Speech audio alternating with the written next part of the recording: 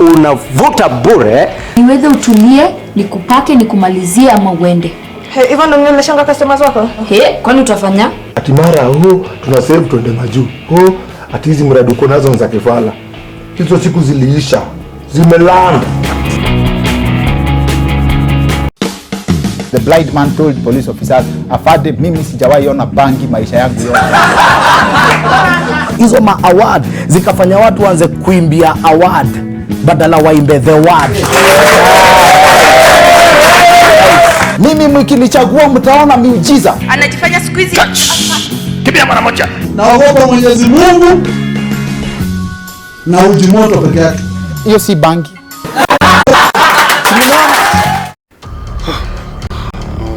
Kwa nini ulinidanganya ati huyo msichana ananitaka na anitaki? Niende huko ukiwa mwanaume, umuoneshe wewe ni mwanaume. Sasa hivi nini? Where's Richard? I just came from a long flight. I don't have all day. The client has been waiting here for more than an hour now. The client? I forgot. That is unacceptable. I'm pulling my investments. I'm just having one of the worst days. First there was some drama in the morning and then someone slashed my tires.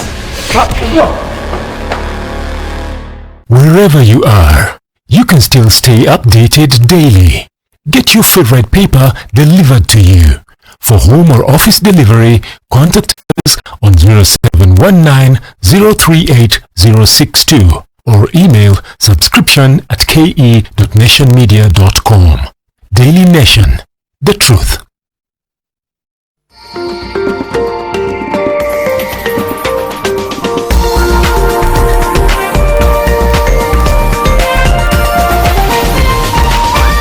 This is NTV.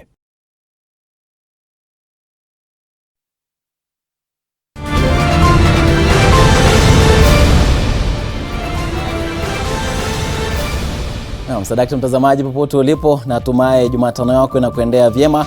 Hapa katika NTV natuendea vyema na tunaendelea kujiandaa katika mengi ambayo yanaendelea kujiri ili kuyaangazia. Mimi Daniel Mule na kualika uwe nasi hadi tamati katika NTV sasa, kuangazia yanayojiri sasa katika maeneo tofauti nchini na pia kuangazia masuala ya maambukizi ya virusi vya COVID-19 humo nchini na vile vile katika maeneo mengine ulimwenguni. Na hilo tutakuwa tunakuuliza, je, unadhani ni mbinu gani ambazo zitafaa katika kulinda watoto dhidi ya COVID-19? Unadhani ni mbinu gani ambazo zitafaa kuwalinda watoto dhidi ya COVID-19? Kuna mengi ambayo yamesemwa kuhusiana na virusi hivi na kuna mengine mengi ambayo madaktari wamesema kwamba si ya kweli, ni dhana potovu ambazo wengi wamekuwa wakishikilia. Na leo tungependa kujua, je, unapokuwa ukitaka kuwalinda watoto unafaa kuzingatia mbinu gani? Kumbuka kwamba watoto wako nyumbani baada ya shule kufungwa na taasisi mbalimbali za mafunzo ili kuwaruhusu wao kuwa nyumbani ili wawe salama, ili kukwepa maambukizi katika maeneo ya shuleni. Je, wanapokuwa pale nyumbani ni mbinu gani ambazo zitafaa kwa wazazi na vile vile kwa jamii kwa jumla ili kuwalinda kutokana na maambukizi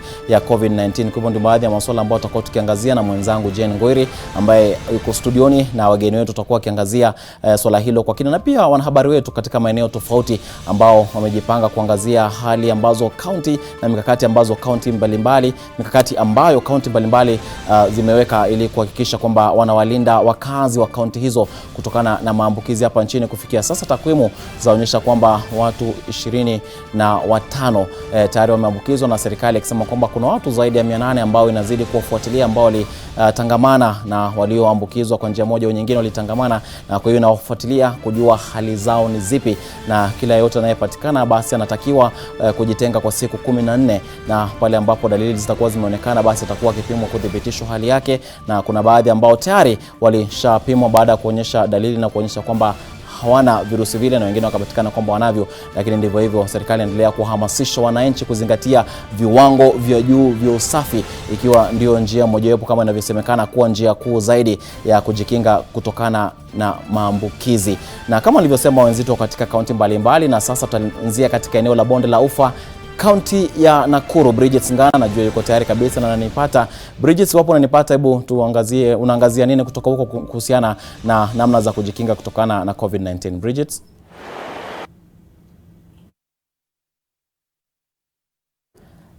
Naam, tutakuwa tukienda kwake Bridget hapo baadaye kidogo. Kwa sasa tutakuwa nikopeleka kwa mwenzetu Jane Ngwiri ama mwenzangu Jane Ngwiri. Kumbuka swali ambalo tunakuuliza, weka kauli zako katika mtandao yetu ya kijamii ya Twitter, Facebook #Kenya NTV sasa @danmule Jane Ngwiri official, na atakuwa nikisoma baadhi ya kauli hizo. Lakini kabla kuanza mjadala, Bridget Ngana, naamini unanipata kwa sasa, hebu tueleze katika kaunti ya Nakuru mikakati imefikia wapi na ni nini ambacho kinaendelea kuhusiana na masuala ya kujikinga na maambukizi ya COVID-19. Bridget.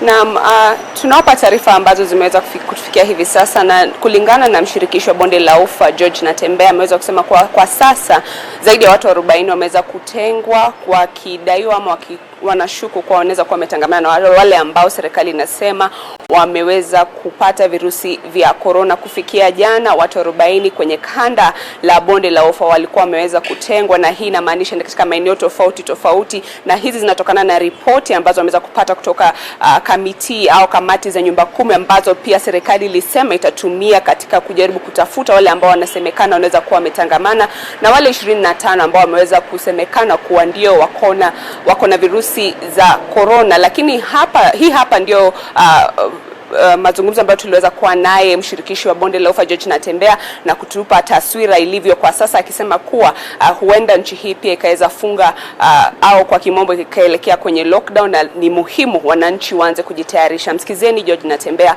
katika ile mazungumzo ambayo tulikuwa naye hapo awali.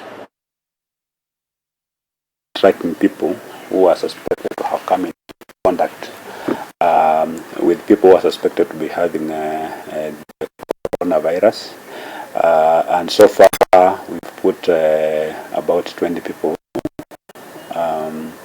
in what do you call it, in isolation, in what do you call it, self-quarantine, and I'm happy because we are prepared. Almost every 5 minutes we are getting reports that so and so traveled, or some of them that traveled, they're back now, and they're just roaming in the villages, they're not quarantined.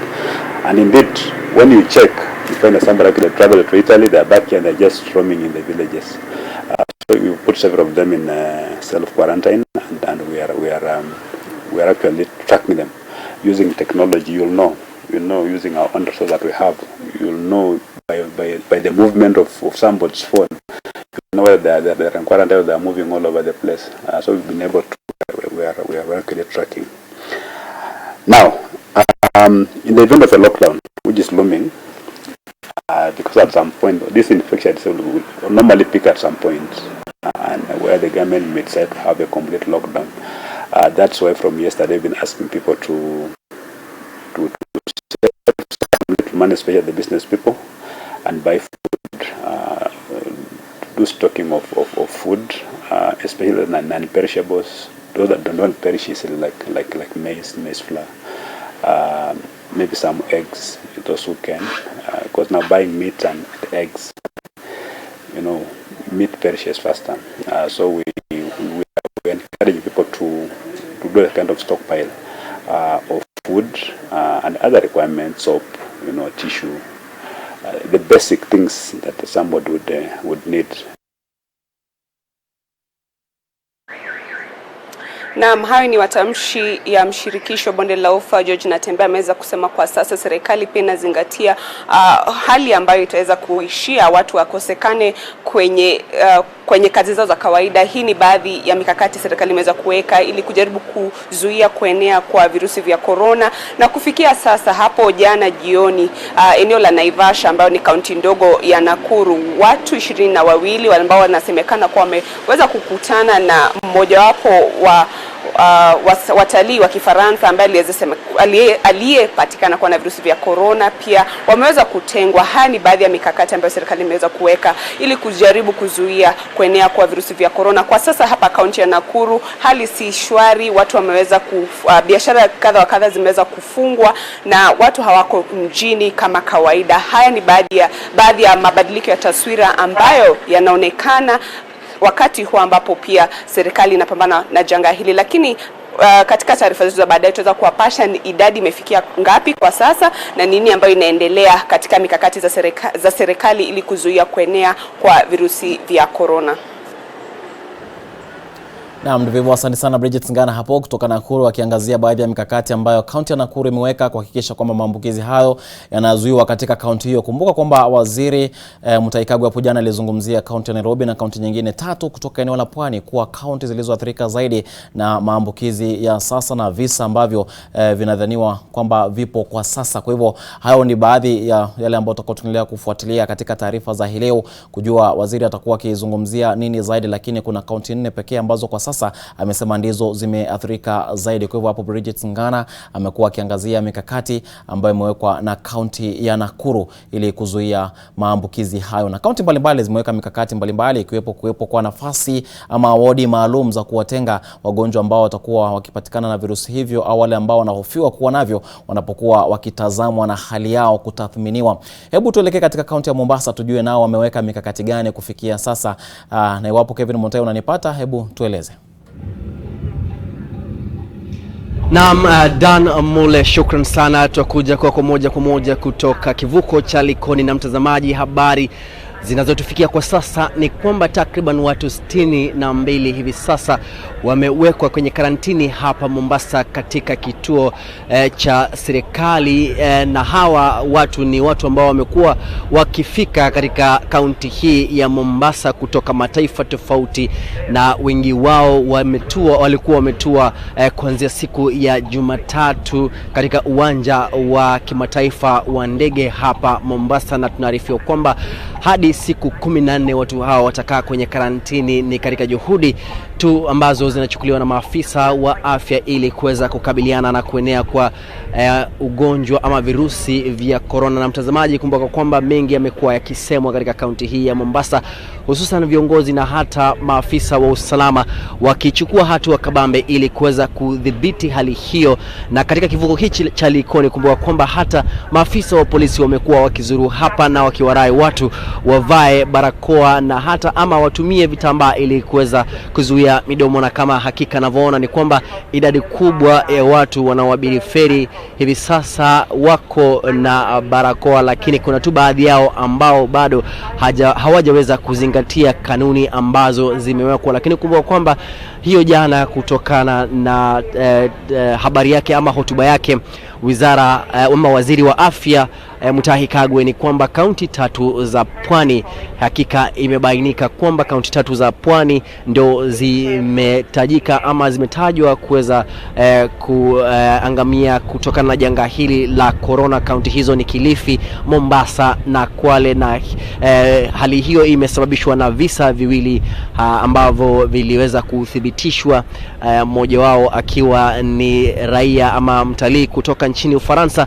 na vile vile naibu gavana kutoka kaunti ya Kilifi, na inadaiwa kwamba visa hivyo vimekuwa vikiongezeka. Na tunaarifiwa na maafisa wa afya ni kwamba tu kuna baadhi ya watu ambao bado wanafanyiwa ukaguzi. Na hivi sasa mtazamaji, tunaweza kuripoti ni kwamba shughuli ya kuweza kuwatafuta watu ambao walitangamana na baadhi ya watu walioshukiwa kuambukizwa virusi hivyo bado shughuli hiyo inaendelea, maafisa wa afya wakishirikiana na hata mashirika ya kijamii katika eneo hili ili kuweza kuwatambua watu hao na kuweza kuwafikisha kwenye taasisi ama hospitali tofauti ambazo zimetengwa kwa ajili ya kuweka watu hao kwenye karantini. Hivi sasa tunajua ni kwamba baadhi ya hospitali ambazo zimetengwa ni kwamba kuna hospitali ya Makadara hapa Mombasa, kuna hospitali nyingine kule ama hospitali ya Shika Adabu ambapo tunaambiwa kwamba kuna takriban vitanda 30 ambapo pia kumewekwa vifaa tofauti, na vile vile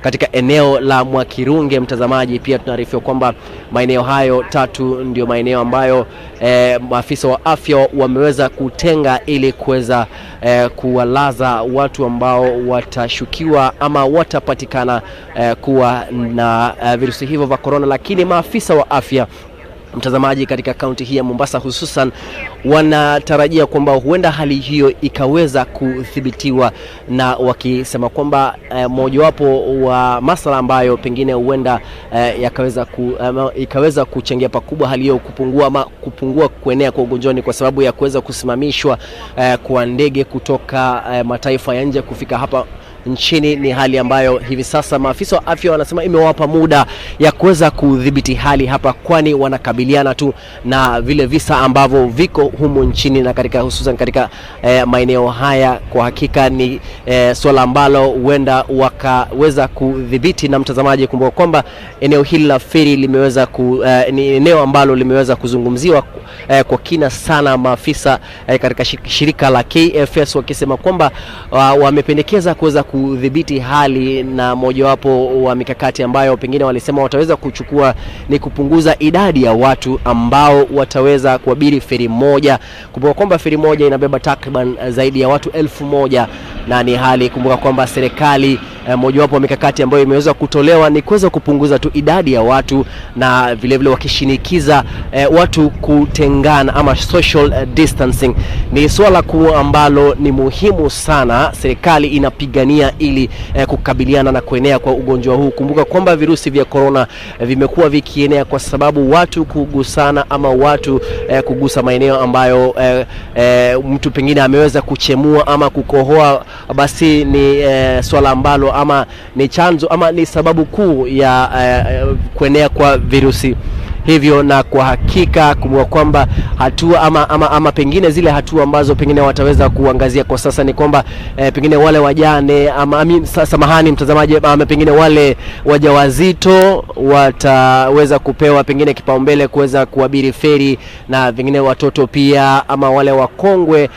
Ni pengine baadhi ya mikakati tu ambayo serikali inapanga kuchukua, lakini kwa hakika mtazamaji, wanasema ni kwamba yule mtu ambaye hana shughuli yote kufanya mjini basi ameraiwa akae nyumbani. Kamishna wa kaunti ya Mombasa Gilbert Kitio aliweza kusema jana janga hili la corona ni tatizo kubwa sana, na pengine ni jukumu la hata wakazi kuchukua mikononi mwao ili kuweza kusaidiana na hata maafisa wa afya. Hivi sasa mtazamaji, tunaarifiwa ni kwamba wahudumu wa afya katika kaunti ya Mombasa wote ambao hata walikuwa likizo wamerejea kazini ili kuweza kushirikiana na wale ambao wameletwa kutoka maeneo mengine ili kuweza kukabiliana na hali hii. Kumbuka kwamba kaunti ya Kilifi pia maafisa wa afya eneo hilo wanakabiliana na corona kwa sababu kisa kimoja kimeweza kutoka kule, na naarifiwa kwamba hali ya ukaguzi inaendelea eneo hilo. Na kwa hakika Dan Mule, ni swala ambalo tutazidi kuangazia kwa kina, kufuatilia yote ambayo yanaendelea, juhudi ambazo zinachukuliwa, kanuni ambazo zimewekwa ili kuweza kukabiliana na kuenea kwa virusi hivi vya corona. Mule. Asante sana Kevin Mutai hapo. Shughuli katika kivuko cha Likoni ndio moja wapo changamoto kuu ambayo ilikuwa inakumba kaunti hiyo ya Mombasa. Je, tutadhibiti vipi? Na amepata kuangazia baadhi ya mikakati ambayo imewekwa kuhakikisha kwamba wote wanaotumia kivuko hicho wako salama. Kumbuka mtazamaji, tunaendelea kuangazia masuala ya maambukizi ya COVID-19 nchini, ulimwenguni, na hilo tunaangazia haswa watoto wanafaa kulindwaje kutokana na maambukizi hayo. Na swali ambalo tunakuuliza, unadhani ni mbinu gani zitafaa kuwalinda watoto dhidi ya COVID-19? Unadhani ni mbinu gani zitafaa kuwalinda watoto dhidi ya COVID-19? Kumbuka wako nyumbani baada ya shule kufungwa, na kuna mikakati mingi tu. Hashtag pale ni NTV sasa, @JenGoiri_official, @Dan Mule. Weka kauli zako hapo na nitakuwa nikisoma baadhi ya kauli hizo hapo baadaye kidogo, lakini kwa sasa moja kwa moja kwa mwenzangu Jen Ngoiri ili auanzishe mjadala wetu wa siku. Shukran sana mwenzangu Daniel Mule. Kama ulivyosema, siku ya leo nazungumzia kuhusu virusi vya corona na athari kwa watoto. Lakini kwa sasa tupate kusikiza Waziri wa Afya Mutahi Kagwe alisema vipi kuhusu watoto kuwa nyumbani hiyo jana. When we tell people keep your kids safe, we don't mean you keep your kids safe by bringing somebody in who for all you know is coronavirus positive. We are telling you to keep your kids home with you at home, not exposing them to the disease. That's why they are home in the first place.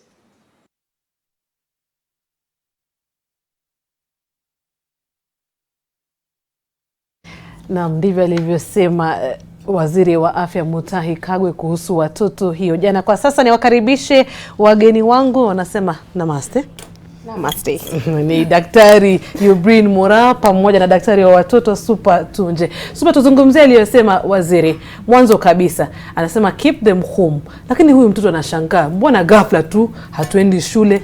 kama mzazi tuanze kumuelezea vipi kwamba mwanzo kuna virusi vya corona ni hatari? Kuna wale ambao wanakuuliza tutakufa sote kwa nyumba, itakuwa vipi?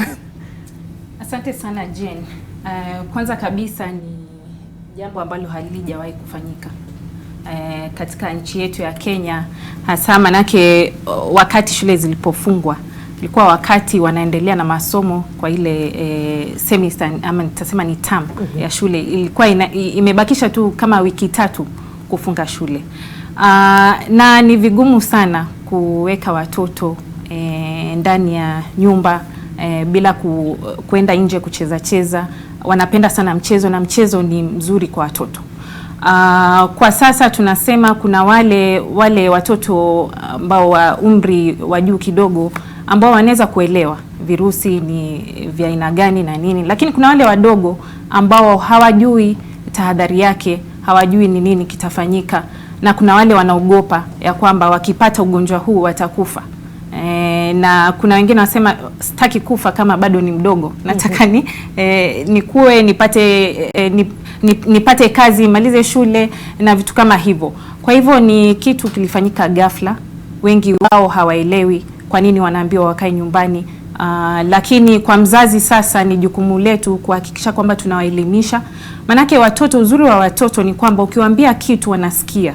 Kwa hivyo tukiwaelezea umuhimu wa kukaa nyumbani wanaelewa, na mzazi anafaa kuwa anawapatia majukumu kidogo kidogo na wanafanya mchezo nyumbani. Ndio maana wasipate kuhadharishwa wakiwa kule nje kwa vikundi. Manake watoto wanapenda sana kucheza kwa vikundi. Hivyo basi unasema tu na daktari pia unaweza changia. Ni vizuri umkalishe tu chini umwambie kuna hili janga limetokea katika taifa letu, na ili kujiepusha ama tusiwe tunapata katika hali hatari, tunakusihi ukae nyumbani. Nafikiri kabla hata sijaangazia jambo hilo, je, ningependa kuwashukuru sana maana tunaongelea juu ya watoto leo. Watoto, takwimu zinaonyesha kwamba hawa watoto wanaongezea sana katika kusambazisha ule ugonjwa kutoka kwa mtu mmoja kwenda kwa mtu mwingine. Ndio maana tunazungumzia watoto. Isipokuwa kwamba kuna yale mambo kwamba saizi watoto wako nyumbani na labda tumesimamisha masomo yao na mambo yamebadilika haraka sana, na yanaweza washtua watoto na hawaelewi ni nini kinaendelea, na kama wazazi tunafaa kuangazia. Kwa hivyo tuangalie zile takwimu kwamba zinaonyesha kwamba hawa watoto wanaongezea sana usambazaji wa virusi. Alafu ni nini tunafaa kufanya kama wazazi ili tujaribu kuzuia kikundi hiki cha watoto ama kikundi cha wanadamu kisisambaze ule ugonjwa. Hapo ndo nafikiri Wakenya wanafaa kuelewa kuanzia hapo. Lakini nitakuuliza daktari, tukiangalia virusi vya corona, takwimu ziko vipi? Maana tumesikia watu wazee ndio wanaathirika zaidi, kwa watoto iko vipi? Kwa watoto, unajua unaniuliza swali lenye unafaa kumuuliza daktari wa watoto, lakini nitaangazia tu kwamba watoto wanashikwa na wanaweza shikwa na virusi kama mwanadamu yoyote, lakini kwa hivi sasa zile takwimu zenye tunaziona ni kwamba wao hawapati ugonjwa mbaya sana, isipokuwa wale ambao labda wana madhara mengine, kwamba labda wana kisukari ama wana ugonjwa wa kansa wowote. Kwa hivyo yale madhara yanakuwa makubwa zaidi, ndio wanaweza pata madhara mabaya. Lakini kwa watoto wa kawaida wenye hawana maradhi mengine sugu yenye yanaweza fanya kinga zao za mwili ziwe chini, basi hao mara nyingi wanapata ugonjwa wenye ni wa kadri ama saa zingine hawana hata dalili. Na daktari pia unaweza changia, wengi wanauliza kwa nini watoto hawaathiriki zaidi?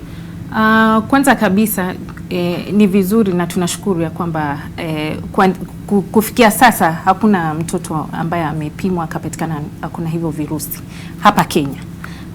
Lakini tunaona pia katika nchi zingine bado wanapata, lakini hawajakuwa katika hali mahututi.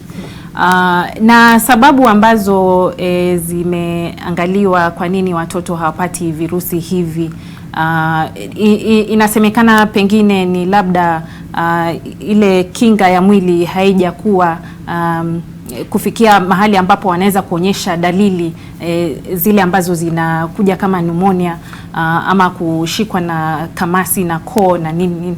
Na pia kuna utafiti mwingine ambao unaonyesha pengine ni kwa sababu watoto kila mara kwa mara wanapata homa. Kwa hivyo wanaweza kuwa wako na kinga fulani ambayo inawafanya hawapati ugonjwa huu kwa kuzidiwa zaidi.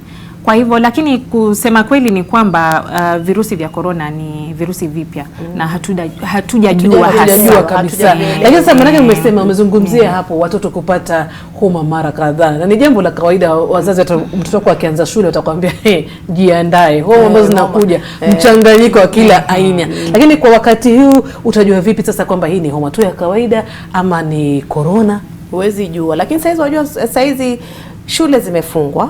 Alafu nafikira kwa wakati mwingine tuliangazia tukasema kwamba dalili za corona na dalili za homa zinaweza fanana. Kwa hivyo hatuwezi tenganisha tuseme huyu ana nini, lakini jambo la muhimu ni kuulizia kama je, huyu mtoto amepatana ama anaweza uwezekano. Nakumbuka wakati mwingine nilieleza kwamba inaitwa kwa kisayansi kwamba case definition.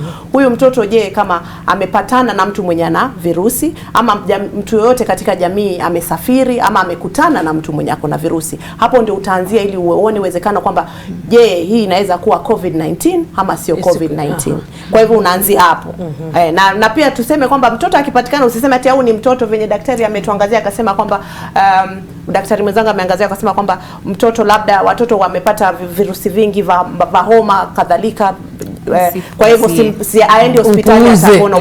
Usipuuze, lazima umpeleke angaliwe, manake tumesema kikundi hiki cha wanadamu ndio kinasambaza ule ugonjwa zaidi. Manake mara nyingi venye tunaangazia na daktari hapa kwamba dalili zao huwa zipo ama ni kadri na mara nyingi hazipo. Kwa hivyo utachukulia mzaa ama utachukulia maanani, alafu atasongesha ule ugonjwa utoe na usambaze kutoka kwako kwenda kwa yule nyanyake yuko pale nyumbani ama anti yake mwenye ana uwezekano sana wa kupata huo ugonjwa, ama mtu mwenye ana ugonjwa wote labda wa kisukari nyumbani mwenye akipata ugonjwa madhara yatakuwa mabaya. Na tukiangazia kama kwa mfano joto mwilini, kawaida ya mtoto unapaswa kuwa ngapi? Mara nyingi huwa tunasema mtoto, tuseme ni mtoto wa kuanzia miezi miwili kwenda juu. Manake wale wadogo zaidi huwa temperature yao ni kiwango ya juu kidogo. Sasa tunasema kuanzia 35, tuseme 35.5 iende mpaka 37.2. Tunasema hapo katikati ndio inakuwa ni temperature sawa. Inaweza kuwa tofauti kidogo kulingana na mazingira. Kwamba ukipata mahali kuna baridi sana pengine temperature inaweza kuwa kidogo, mahali pa joto zaidi unaweza kuwa kuna tofauti. Lakini ile ya sawa ikiwa katikati ya hizo nambari mbili inakuwa ndio temperature. Lakini sasa ikizidi hiyo unasema ikizidi sasa tunasema 7.2 kuendelea juu inakuwa sasa ni anaanza kupata joto kwa mwili. Na sasa daktari, nitakwenda kuuliza jambo fulani. Wajua kama kwa mfano sisi tuko kazini sasa, na wewe pia uko na watoto na uko kazini sasa, na umemwambia mtoto asitoke, lakini nakuuliza wewe, mami uenda wapi? Unatuambia sisi tusitoke, na mbona wewe unatoka? Wewe uone kama utatuletea corona? Maana wengine wanauliza hivyo. Wanangu wananiuliza hata usiende mbali sana. Wangu wananiuliza. Nafikiri kama mama lazima ukae chini na watoto wako. Nafikiri daktari yajua sana hii lugha ya kwamba ni lugha gani unafaa kutumia kwa watoto ili waeleze, na lazima utumie lugha yenye iko kadri ya umri wa mtoto wako. Kwamba utamueleza kwamba mwanangu, tuseme mimi watoto wangu mkubwa na miaka 6. Kwa hivyo nitamueleza nimwambie Umewaeleza mwanzo? Nimewaeleza lazima. Nikawaambia sasa sikiza. Wajua walipofunga shule waliambiwa kwamba wanaenda nyumbani kwa sababu ya ugonjwa wenye umekuja, na wanaelewa. Hata mwanangu msichana alikuwa yanionyesha jana kwamba walionyeshwa kuosha mikono. Na natumaini kwamba shule zingine na walimu wengine walionyesha watoto wao. Sasa akaniuliza kwa nini hii corona ni mbaya hivi? Nikamwambia sasa hii corona mwanangu, mtu akiipata yaweza leta madhara mengi sana. Na kitu tunaogopa ni kwamba huu ugonjwa usikupate wewe, ama wewe usiuchukue upeleke kwa mtu mwingine. Akaniuliza nini kitafanyika nikipata ugonjwa huu? Kaambia ugonjwa ukiupata unaweza leta madhara, ushindwe kupumua na hata weza kufa. Akaniuliza leo ulikuwa tunasema kabla hata tujaanza show. Akaniuliza sasa mtu akifa kama yuko na corona yuendapi? Nikamwambia itategemea na matendo yako ulimwenguni na inategemea na dini yako pia. Nikamwambia inategemea, lakini muhimu uhakikishe kwamba humsalimii nyanyako, maana unataka nyanyako afariki apate ugonjwa. Na ukienda kucheza nje, kwa nini unaelewa kwamba tunasema usishikane na wenzako na ukae mbali? Kasema nikikaa karibu wakikohoa kile kikohozi kitaruka kwangu. Lazima utumie lugha yenye mtoto ataelewa. Sasa hivyo basi pia umwambie usisalimie watu kama utakohoa, jaribu lazima ujifunike. Sasa yeye sio katika makundi. Mwanangu akaniuliza kwa nini basi kile kikohozi kikienda? Kwani hiki kikohozi ndio kiko na corona? Kwamba sasa hiki kikohozi kiko na kiko na wadudu kiko na wadudu fulani wadogo, ni hivyo hao wadudu sisi tuwaita virusi, lakini au usijali, ni wadudu wenye wakiruka wakienda kwa mwingine wanaingia ndani, alafu tena wanaleta shida. Akanuza wanafanyaje kwa mwili wa mtu? Nikamwambia wakiingia kwa mwili wa mtu wanatumia mwili wa mtu. Wajua mwanangu yuangalia show sana hizi za watoto za cartoon. Nikamwambia sasa ushaona venye cartoon wa mashini inakuwa infected na vitu alafu inapasuka, basi ni kama hivyo. Kwa hivyo unatumia lugha yenye mtoto ataelewa. Na sasa daktari ulikuwa unataka kuchangia?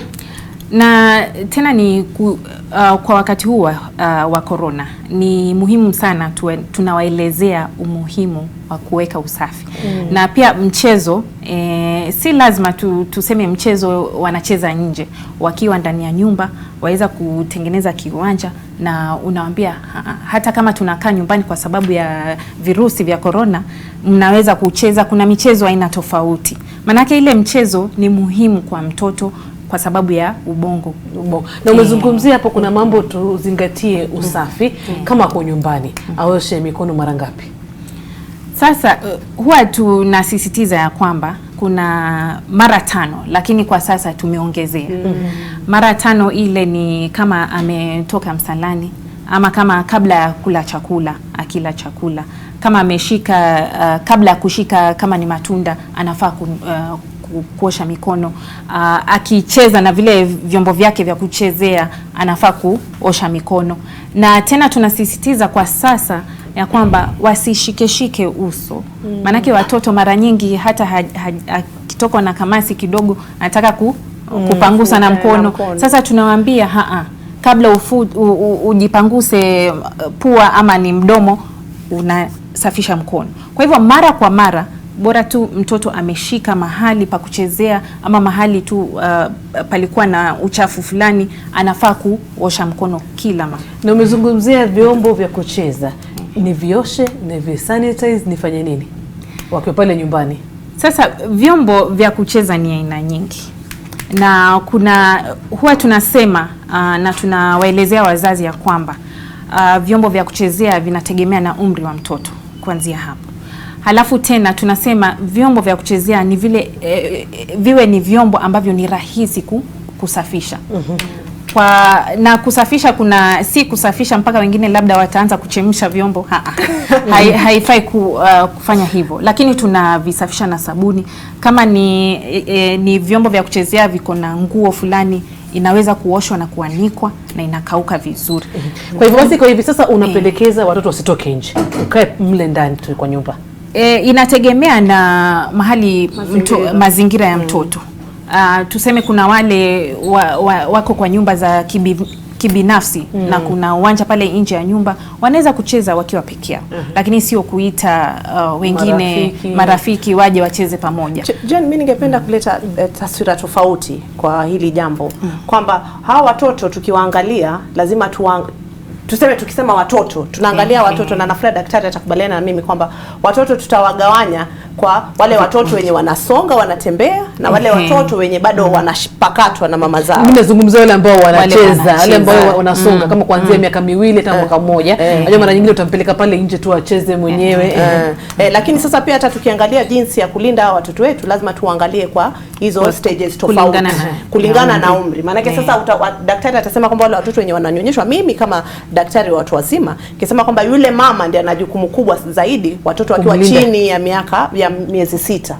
Yeye ndiye ana jukumu la juu sana. Yale mambo yote yenye anafaa kufanya, anafaa kufunika wakati kama ana dalili zozote za homa ama yotoa kamasi, lazima ajifunike na aoshe mikono, na zingatie kwamba mtoto mdogo ukishamweka mahali hivi hata songa atakaa pale, lakini mazingira yawe safi. Mtoto akishapita ile miezi 6 sasa ameanza kusonga, inamaanisha kwamba kuna lile jukumu la mama na kuna jukumu la mazingira. Yale mazingira ya mtoto, kwamba utahakikisha kwamba yale mazingira ya mtoto ni safi venye daktari amesema, na nakubaliana naye kabisa kwamba mazingira lazima ufute zile toys zenye watoto wacheza nao, kama watoto wanatoa. Na kama ni meza nipanguze pia, kama nitatumia sanitizer ama tu maji ya kawaida? Lazima sasa meza utumie sanitizer. Maana meza ukifuki unless waioshe ile meza alafu mwage, yani yale maji yatiririke. Tuliongea kwamba wakati uliopita kwamba lazima maji yatiririke ndio vile virusi vitoke. Kwa hivyo utatumia sanitizer ufute zile sehemu za zenye mtoto atashika sana. Na hata ukimweka mahali, na pia utazingatia kwamba watu wazima wasikija nyumbani kusalimia watoto wako, waangalia kwamba wameosha mikono, na pia tupunguze yale kusema kwamba kila mtu yamshika yule mtoto. Na pia watoto, jambo lingine niliangalia jana nikisoma kitabu kingine cha sayansi kuulizana na kuzingatia mambo ya corona, ni kwamba watoto wadogo tuseme hata zaidi ya mwaka mmoja wenye wanazunguka wasikutane sana ama wasitangamane sana na wazee. Wasitangamane sana na wazee, na sababu ni kwamba watoto tumesema ni kama gari la kupeleka vile virusi. Na kama mtoto amezidi miaka 5 unapendekeza vipi? Mtoto kama ni mtoto wa kuanzia miaka 3 ni mtoto wa kuelewa, utamueleza na elewe, na kutangamana na watoto wengine nje lazima wacheze kama wamepatiana nafasi. Na nafikira sasa mambo ya kushikana wafunze watoto wasishike venye daktari tu alikuwa anaeleza. Na tunasema hivi, kuanzia miaka 2 ni mtoto ambaye anaelewa. Ukimwambia osha mikono, anaosha. Manake yule ni mtoto ameshaanza kuzungumza. Anaweza kumwambia mtoto mwenzake, usishike, osha mikono. Na katika mazingira ya nyumba ni kusema utaweka sabuni karibu, anaweza kuosha mkono na maji. Na kama ni sehemu zingine ambapo huwezi kuwa na sabuni, tunaweka ile ni sanitizer, wanaweza kutumia. Lakini pia tuhadhari, manake watoto wa miaka 2, kati ya miaka 2 na miaka 3 mara nyingi wanaweza kupata majanga yale ya tunasema ni poisoning. So usiweke karibu sabuni halafu anaweza kuinywa kwa urahisi. Kwa hivyo wanahitaji, wale watoto wadogo wanahitaji kusaidiwa, kama ni kuosha mikono, kuna mtu mzima pale ama mtoto mwingine mkubwa ambaye anaweza kumsaidia kumwekea sabuni. Na ikija katika kupanguza maeneo mbalimbali katika nyumba, ni wapi hasa? Maana nikusikia wengine wakisema milango ile ya kufungua kama ni ile mendo, zile handles za milango, mezani. Utaangalia kwamba kama mna choo ile ya kutoa maji na nini ya kuflash, zile handles za hizo choo, mahali kwenye tunashika mara nyingi. Sasa utaona ni kwamba unashika mara nyingi sehemu zenye kwa milango, ukishaingia ukienda mezani pale watoto wameketi, hata chini mahali watoto wameketi wakicheza na wengine, kama pale nyumbani pia umepasafisha. Kwa hivyo ni mahali kutegemea na mazingira yako na tamaduni zako ama hali yako ya maisha, mahali watoto wako wanashika sana na unapajua, nafikiri kama mzazi. Na ni vigumu sana kumwambia mtoto kwamba usishike hapa, usishike. Lakini kile tunasisitiza ni kwamba hata kama anachezea mahali pale, kabla ya kufanya kitu chochote, kama ni kula chakula ama anataka kubadilisha, tuseme anaenda kubadilisha nguo, unahakikisha anaosha mkono. Nataka tuende na wazazi pia lazima tuwe tunaweza igwa na watoto wetu. Kwa hivyo tuwe na tufanye, tuonyeshe mfano kwamba hivi ndio mambo yanafaa kufanya. Na pia daktari, nataka tuzungumzie sasa, imefika jioni, unarudi nyumbani, na jambo la kwanza umefika tu nyumbani hivi, watoto wamekufurahia, utaambia ngoja kwanza nitoe nguo hizi ama ngoja kwanza nioshe mikono. Daktari tuelezea utamwambia vipi daktari? Lakini kabla ya hayo tuende kwa Daniel Mule, kisha tutarejea hapa unijibu utafanyaje. Utaosha mikono kwanza, utasanitize ama utaingia kwa bafu, lakini wakati huo wote mtoto anasubiri, tunamwambia don't touch me. Mule.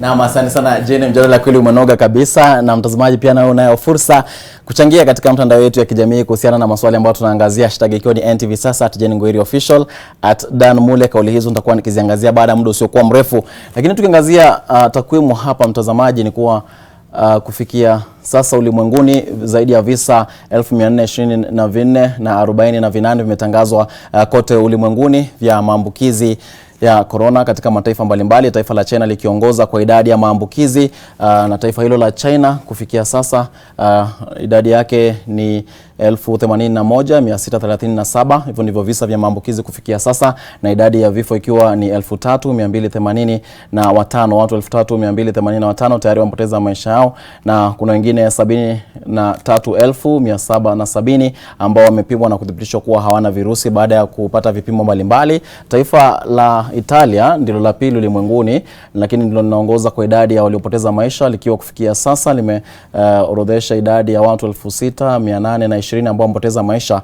likiwa na visa vya maambukizi 69,176. Na mataifa mengine yanafuatia pale, taifa la Marekani, taifa la Uhispania, Ujerumani yanafuatia pale kwa visa vya juu zaidi vya maambukizi. Lakini tukija barani Afrika, taifa ambalo linaongoza katika idadi ya visa vya maambukizi kwa sasa ni taifa la Afrika Kusini, na kufikia sasa takriban dakika 30 hivi zilizopita ni kwamba takwimu inaonyesha kwamba kufikia sasa visa vya maambukizi katika taifa la Afrika Kusini ni 709, au watu 709 tayari wamethibitishwa kupata maambukizi ya virusi hivyo katika taifa hilo la Afrika Kusini. Na idadi kufikia sasa kuna aliyepoteza maisha katika taifa hilo, na kufikia sasa kuna watu 4 ambao wamepimwa na kuthibitishwa kuwa hali yao iko shwari. Taifa ambalo linafuata katika bara Afrika ni taifa la Misri.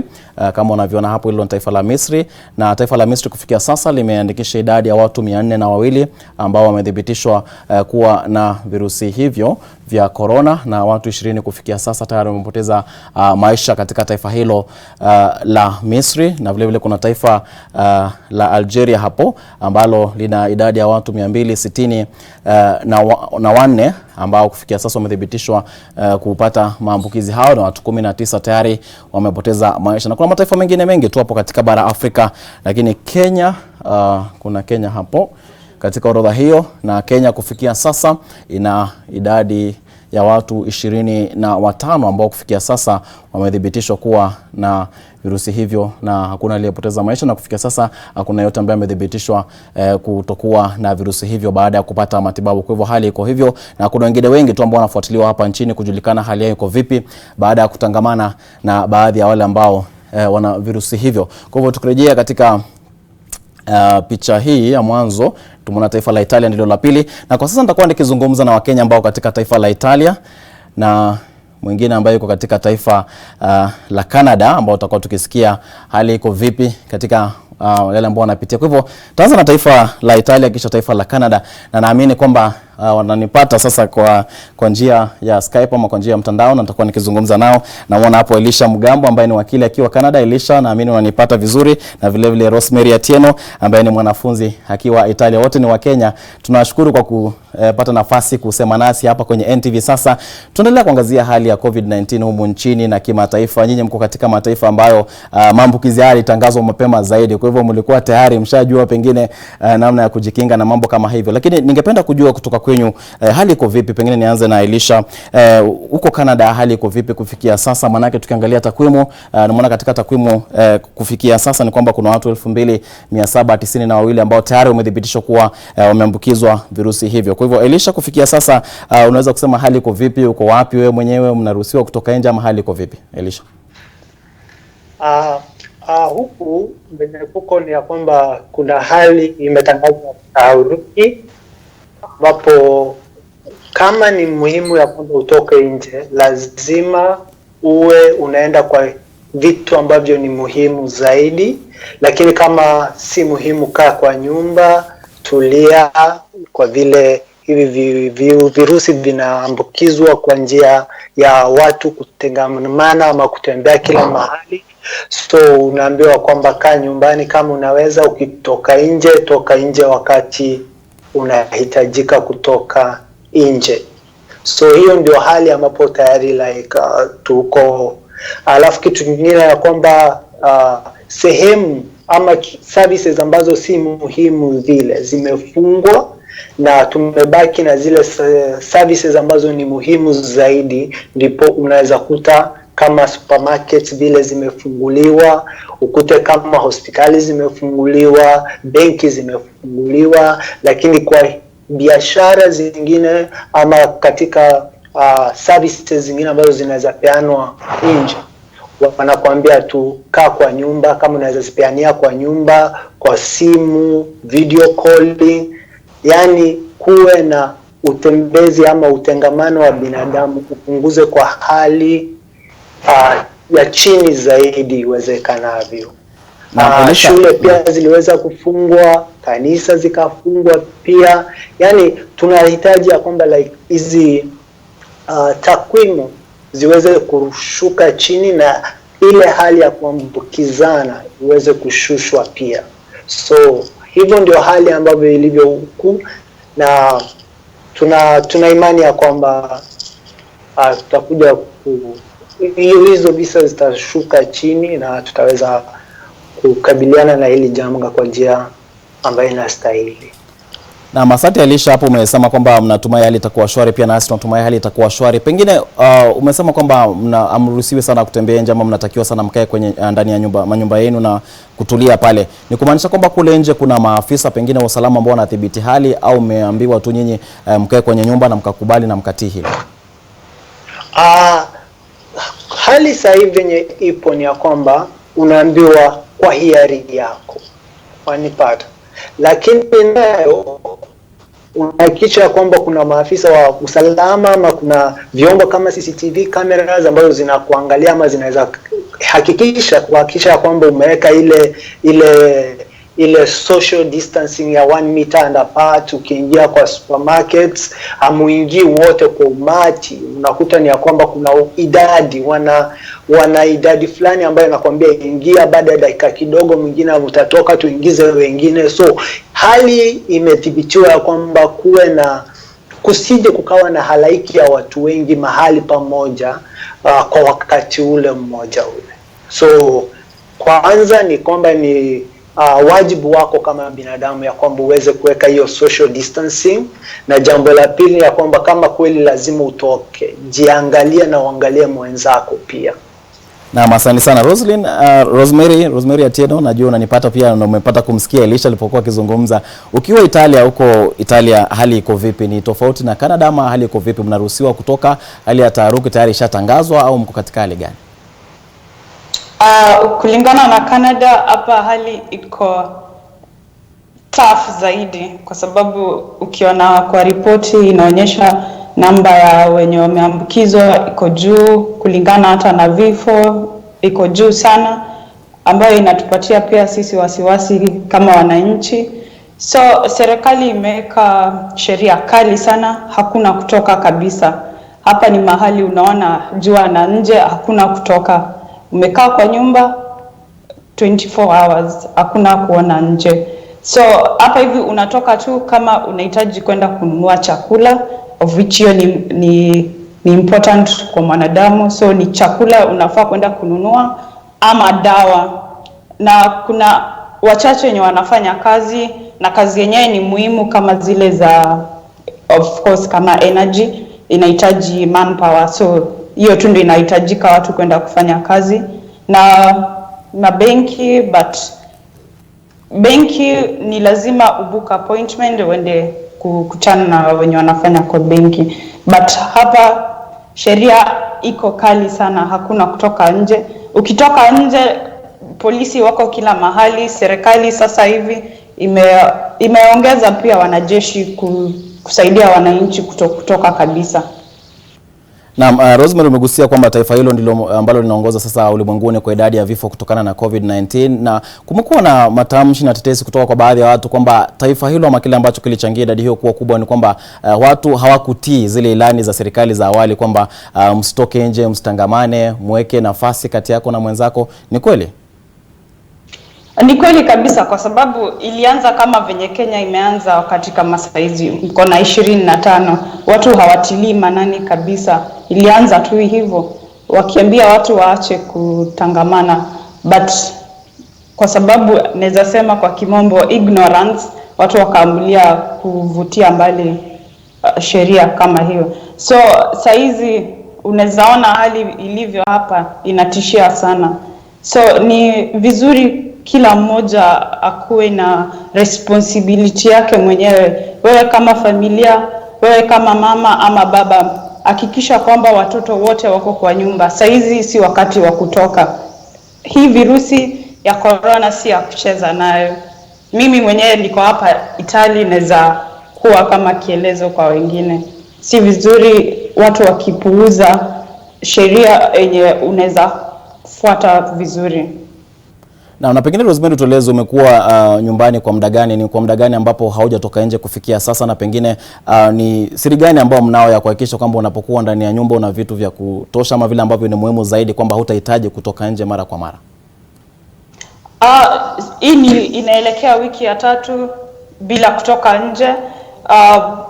mimi kama mwanafunzi tunaletewa chakula hadi kwa mlango, hakuna kutoka kabisa. But wenye wako nje, supermarkets zinafanya, unaweza toka either mara moja kwa wiki, kwa sababu kuzuia pia kutangamana sana.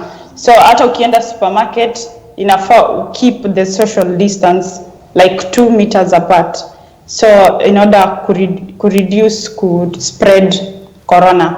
Alafu kitu kingine, lazima ukuwe na barua ya kuonyesha unatoka unaenda kutafuta nini exactly nje, na kama hauna sababu kuna fine ama unaweza fungwa. Fine naweza sema kama 1,300 za Kenya ama kitu 40,000 za Kenya, ama ufungwe jela miezi 3. Rosemary, unaposema uwe na barua nani amekuandikia kwamba una ruhusa ama sababu ya kutoka? Nani anafaa wameandika ile barua? Kuna polisi, nimesema polisi wanatembea kila mahali, huwezi toka. Lazima polisi ama wanajeshi, mahali kumeathirika kabisa, wanajeshi wameshachukua ushukani. So inafaa lazima ukuwe na barua ya kuonyesha ninaenda kununua chakula ama ninaenda kununua dawa. Na alafu unapozungumzia swala la kuletewa chakula hadi mlangoni, unamaanisha kwamba ni serikali inawanunulia ama nyinyi mnaagiza mnaletewa? Mimi kama mwanafunzi niko under scholarship, so serikali ilichukua jukumu ya kutuletea chakula hadi kwa mlango, kuzuia spread ugonjwa. Na asante sana. Na pia tumekuwa Elisha, pengine tukisema nayo, tumekuwa tukiona baadhi ya picha katika mtandao, kuna baadhi ya maduka hizo unaita supermarkets au maduka ya jumla, tumekuwa tukiona kwamba maduka makuu, tumekuwa tukiona baadhi ya sehemu hakuna vyakula na hakuna chochote katika yale maduka. Hali iko vipi huko Canada? Bado kuna vitu madukani ama mkifika kule mnakuta baadhi ya vitu havipo? Wakati ule wa kwanza kabisa, wakati tulikuwa tunatangaziwa kwamba hivi virusi vimeanza kupatikana katika nchi, watu walikimbilia kwenda kununua vitu kwa wingi, wakaweka kwa manyumba zao, ndio. Lakini sasa hivi chenye kinafanyika ni kwamba serikali imeweza kusaidia stock up hizo supermarkets. At least the essentials utapata kwa supermarkets, na wanajaribu tu kwa uwezo wao ya kwamba waweze kuhakikisha kwamba kila service ambayo mwananchi ambaye atahitaji kutoka huku, kama kununua bidhaa, maziwa na nini, utapata kwamba zinapatikana, lakini nao wameweza kuwafanya kupunguza. Kama huwezi chukua maziwa tuseme pakiti 4, amna, utachukua kama 2-3, wachie mwenzako pia aweze kuchukua hivyo kwa mkate. Kwa hizo vitu zote ambazo zinahitajika zipo, lakini umewekewa kadri ya zile ambazo unaweza chukua kutoka kwako upeleke nyumbani.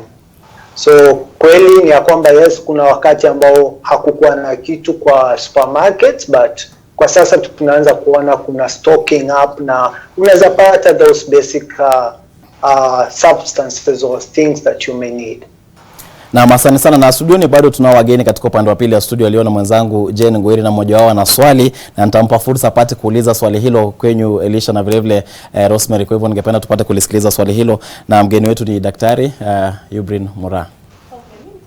Kwenu, na swali langu ni kuuliza kwa upande wenu, mmefanya nini, serikali yenu ilifanya mikakati gani ilichukua ili kusaidia zile familia zenye hazina makao katika barabara zetu za miji yetu?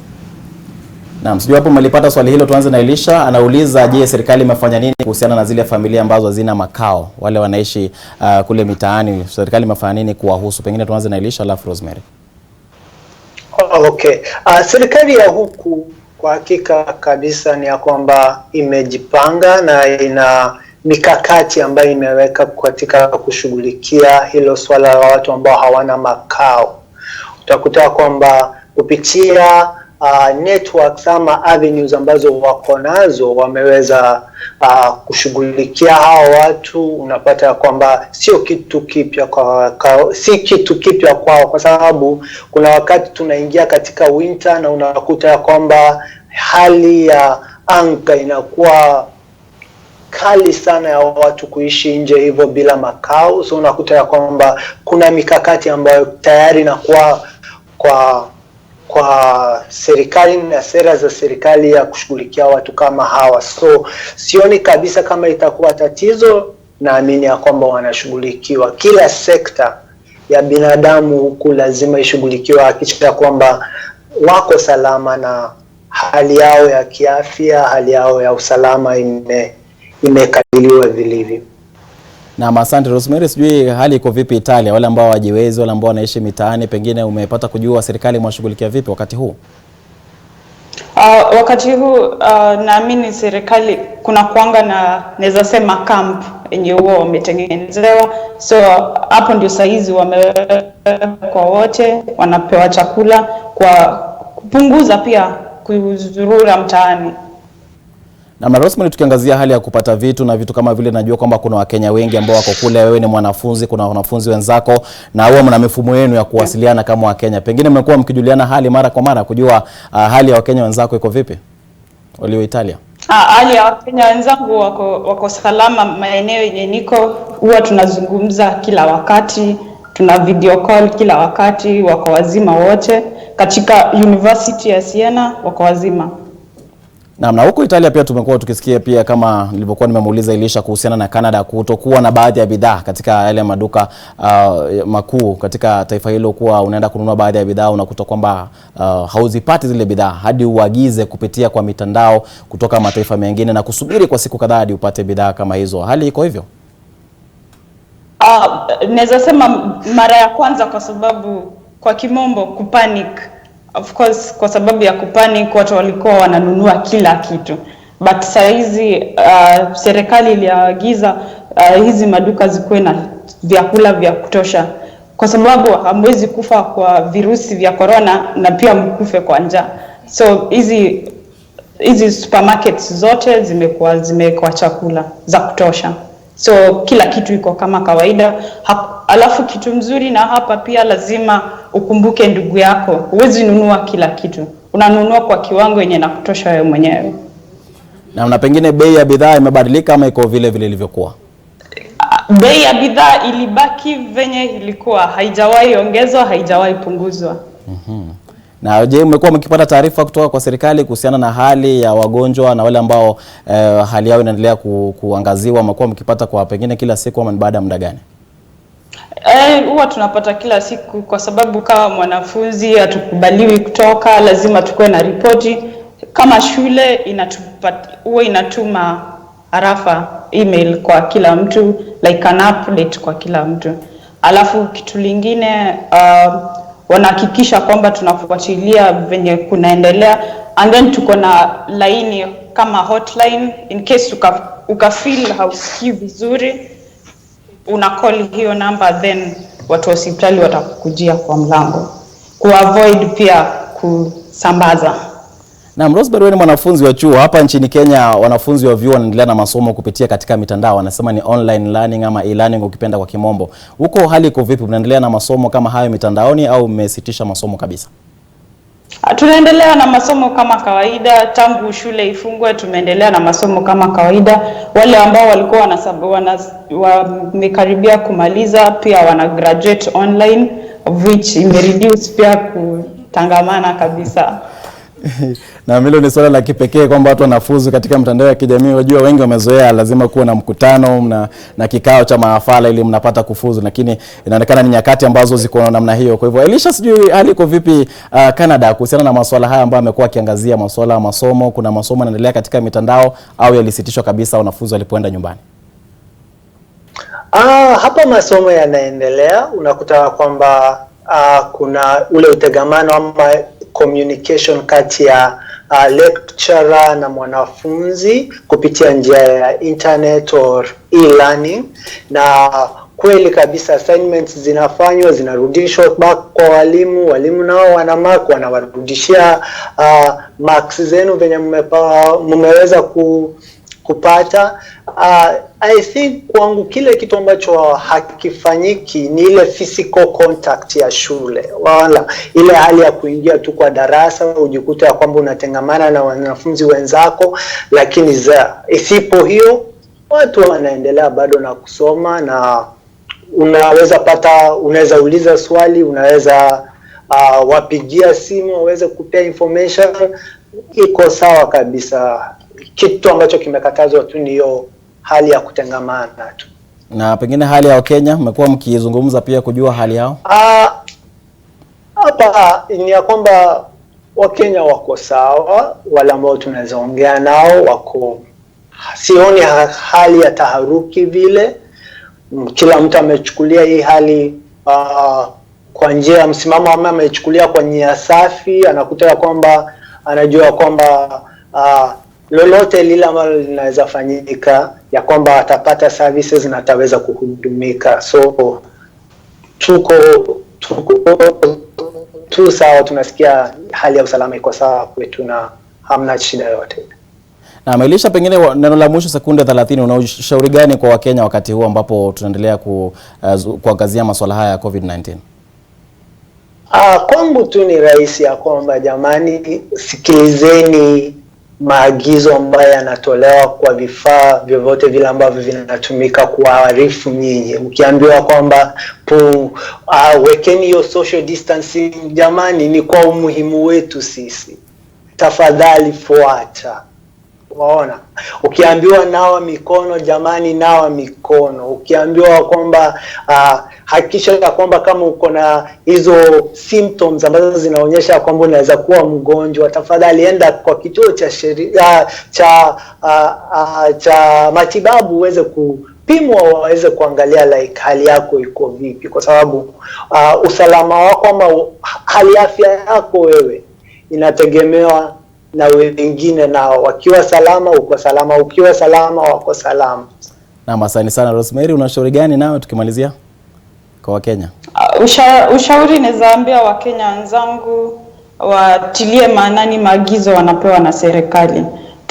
Wasiwe kama venye tumeathirika huku, tafadhali. Ni mzuri wakitilia maanani usafi uwe kitu ya kwanza. Si vizuri maji yakishamwagika tushinde kuyazoa. So ni mzuri watu wakiamlia kufuata maagizo mapema kabla hakuja kuwa na disaster. Hiyo naweza sema hivyo tu. Alafu kitu lingine la mwisho, wanafunzi wote wa University of Siena wangependa kutuma salamu kwa familia zao na jamii wako salama kabisa, wasikuwe na wasiwasi. Hilo ndio jambo la mwisho.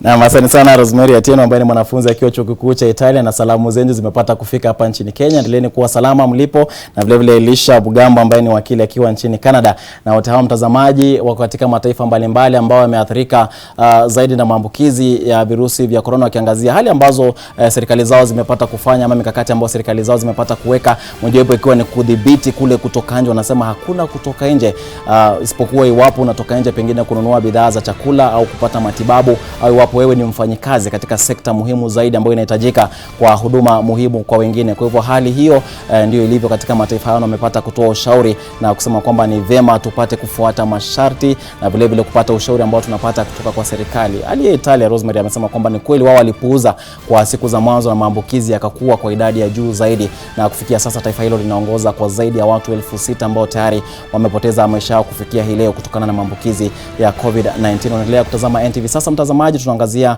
masuala ya maambukizi ya COVID-19 nchini na kimataifa, na hii leo tunao mjadala wetu wa siku ambao tutakuwa tukirejelea dakika chache zijazo. Kwa sasa tunaenda mapumzikoni, lakini endelea kutazama NTV.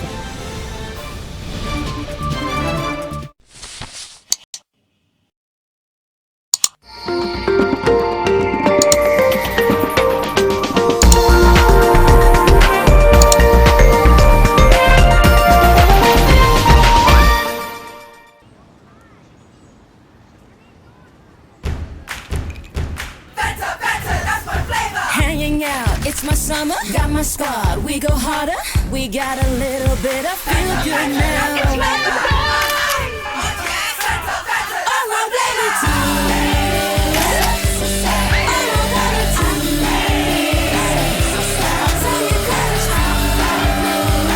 let's have a little bit of that's my flavor. Working from home? No problem. Fiber Home has you covered with the fastest and most reliable internet speeds. Get connected today. kazi lazima iendelee. Basic protective measures as guided by the World Health Organization.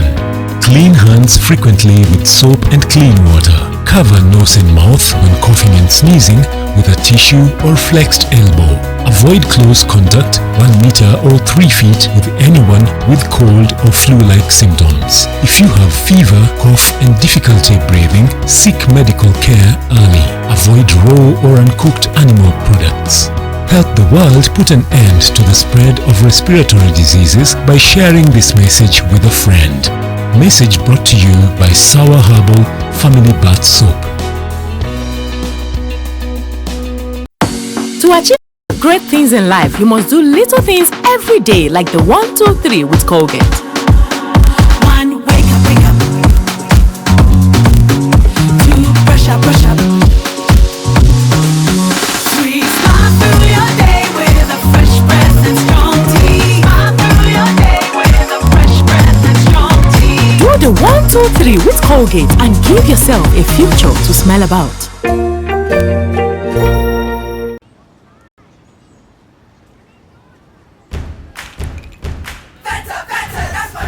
Hanging out, it's my summer, got my squad, we go harder, we got a little bit of feel good now.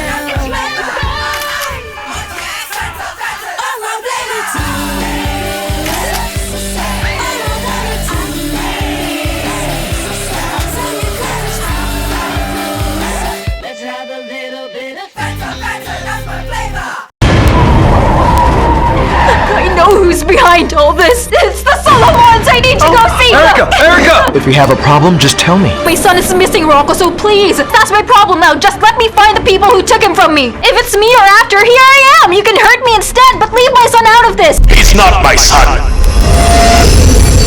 I know men like you. You like to threaten people who are meek and defenseless. But sir, I'm not like them. No one, and absolutely no one touches my family. I'm not going to leave this to karma. I will give it to you myself. You may not know when or how, but I promise you, you are going to feel my wrath.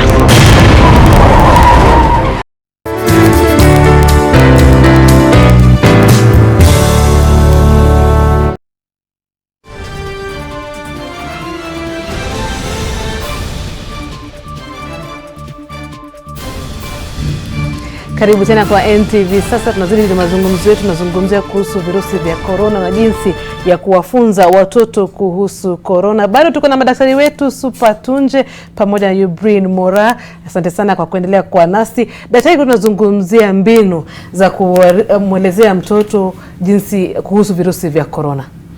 Asante sana Jane. Tumesikia terminology nasema social distancing, lakini kwa sasa najua kuna wataalamu wanasema social solidarity. Manake tukisema tunatengamana, hatutaki kuwa karibu na mwingine, tunaweza kupotea kidogo. Lakini social solidarity, manake kuna ile hatari pia ukimwambia mtoto usitaki uende ucheze, ataniambia rafiki yake mamangu aliniambia nisicheze na wewe. Hapo uhasama utaanza. Lakini wakati huu nani atatafuta uhasama? Kila mtu afanye mtoto wake kwake. Kwa hivyo kwa sasa tunasema inafaa tuwafundishe wale watoto, na inategemea na umri wa mtoto. Kuna wale watoto wakubwa ambao hata kuna video ambazo wanaweza kuangalia, wanaona virusi vinatoka kwa mtu mmoja vinaenda kwa mwingine, hivyo wanaweza kufahamishwa kupitia video, ama ni pengine wanasikia kwa redio ama kwa televisheni. Lakini kuna wale watoto wadogo ambao hawezi kufuata zile picha ama zile illustrations ambazo ziko kwa video. Kwa hivyo kwa leo tunasema unaweza kutumia vile vyombo vyao ambavyo wanachezea pale nyumbani kudemonstrate ile social distancing nini. Kama kwa mfano hapa niko na huyu mtoto mdogo. Huyo ni super, huyo ni super na huyo ni Mora. Sasa tunaanza kusema haya, usishike mkono wa mwingine. Kwa hivyo kama wanasalimiana asubuhi, wameamka, anasema hi, good morning nini. Sasa unamwambia nyosha ule mkono tu hivi, na huyu mwingine naye yafanya nyosha mkono. Vile washasalimiana. Si kusema ati wasisalimiane, wasijuliane hali, lakini wanaweza kusalimiana kwa umbali. Tena pale mahali wanapokaa, kama ni meza ya chakula, mwingine yuakaa hapa, si ati wanakaa kama wame karibu vile. So tunasema kama kila mtu anacheza na sehemu yake vile, lakini kama wanacheza pamoja. Haya, kitu chengine ni tumesema ni kwa distancing, kama ni nyumbani kwa sehemu ya mapumziko, tunasema wasiwe karibu, kila mtu anaweza kukaa mahali kwake na wanaweza kuzungumziana mmoja kwa mwingine. Na pia kitu chengine ni tunasema wasiwe watoto wote pamoja. Najua kuna familia zingine wana watoto wengi, lakini pia hiyo huwa inaleta shida. Kwa hivyo inaweza kuwa pengine wanaweza kuchukua kila mtu na tani yake, ndio usikuwe na ile share kama kutumia kwa pamoja. Lakini kuna changamoto hapa. Changamoto ni kwamba nataka hata tukizungumzia jambo hili tukumbuke kwamba 60% ya Wakenya wanaishi kwa jamii, ama wanaishi kwa jamii zenye wako hawana nafasi mazingira ya kwamba watasema kuna selube ya kukaa hapa, kuna chumba hapa, kuna 60% ya Wakenya wanaishi katika mitaa ya mabanda. Chumba ni kimoja, pazia ndio imemtenga pale watoto wanalala na huko kwingine, na watoto wanalala kitanda kimoja, watoto kama watatu. Sasa nataka tuwapatie mawaidha yenye yanazingatia mazingira yetu. Sasa tunasema hivi, inategemea na mazingira.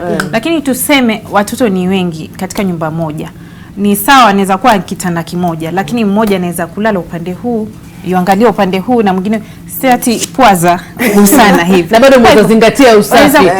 Kama ni kuosha mikono, kama ni mambo mnavyosema kutoenda nje kucheza na wengine, pale tu nyumbani, hata kama ni chumba kimoja bado mnaweza kuisafisha tu. Halafu kitu chengine, wakati huu wakiwa ni kama ni likizo, si likizo, kuna wale wanapenda sana, nataka kwenda kwa anti fulani, nataka kwenda kwa mjomba. Tunasema tupunguze zile tunaita sleepovers. Kila mtu akae kwake. Wakati janga hili litatuondokea, basi pengine tunaweza sema tunaweza kurudia vitu kama hivi. Na ikija katika michezo, unaweza kama ni kubuni mchezo gani wacheze pale tu ndani ya nyumba? Michezo sasa itabidi ukwe mbunifu, manake mara nyingi venye mimi ningependa kusema ni kwamba wazazi wanafasa hizi wale wenye hawaendi kazini, manake wengi hawaendi kazini. Tumia wakati kukaa na watoto wako, uzungumze nao, wasaidie kufanya zile assignments ama kazi wamepewa kutoka shuleni.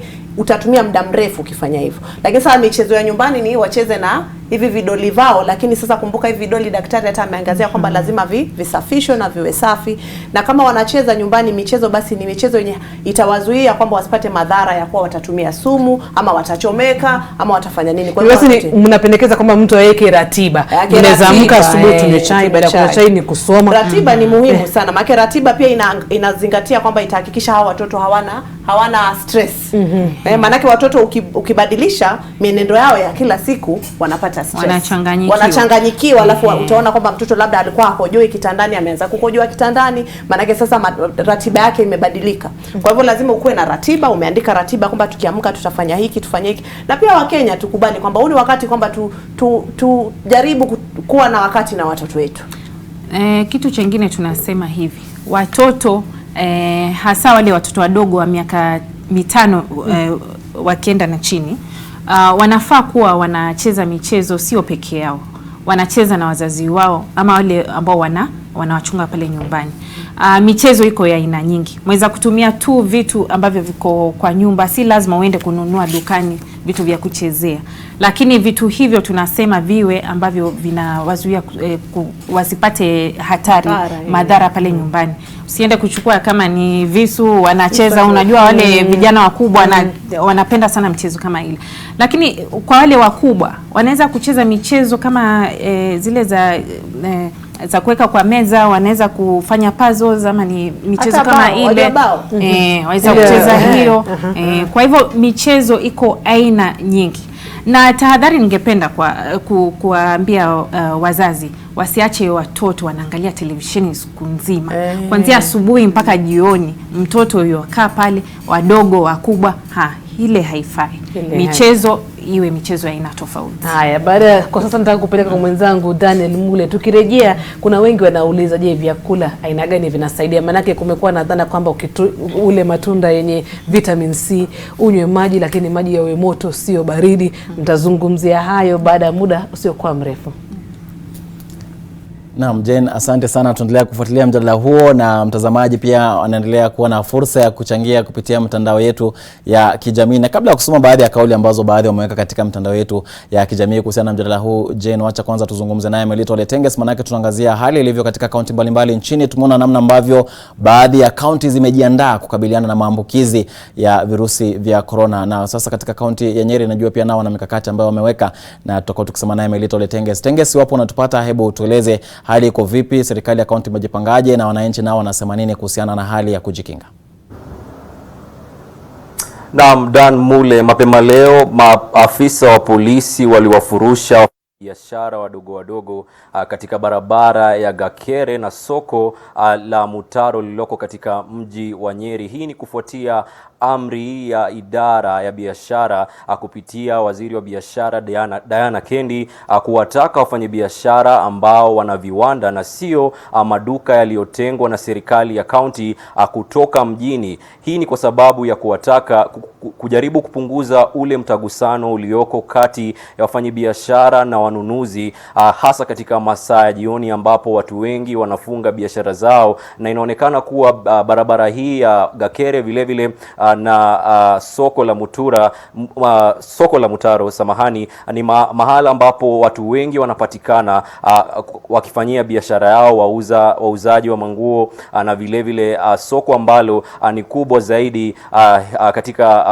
mji huu wa Nyeri. Kwa hivyo hii leo maafisa wa polisi waliweza kuwafurusha wafanyabiashara hao, wakisema kuwa wanafuatilia ilani au maelekezo ya serikali ya kaunti, na kupitia Diana Kendi ambaye ni waziri wa biashara katika kaunti hii, aliwataka wale ambao wana viwanda waweze kutoka mjini ili kuhakikisha kuwa hakuna mtagusano kati ya wanunuzi na wauzaji katika barabara hiyo ya Gakere, vile vile katika soko hiyo ya Mutaro. Kwa hivyo ni jambo ambalo halijapokelewa vyema na wafanyabiashara hapa Nyeri, wakisema kuwa hata wale ambao watabaki kufanyia biashara zao katika maduka yaliyotengwa na serikali ya kaunti, vile vile wanaweza kusambaza virusi vya corona, na kwa hivyo hawaoni sababu ya kufurushwa mjini, na hivyo walikuwa na haya ya kusema.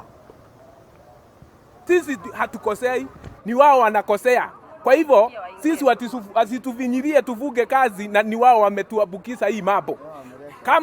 Kama wata-avoid, watatuambia tufuge, wakuwe responsible, watuletee unga, sisi boga tutajitafutia. Unashika hapo. Na sisi vijana kama youth hawatengenezagi majob.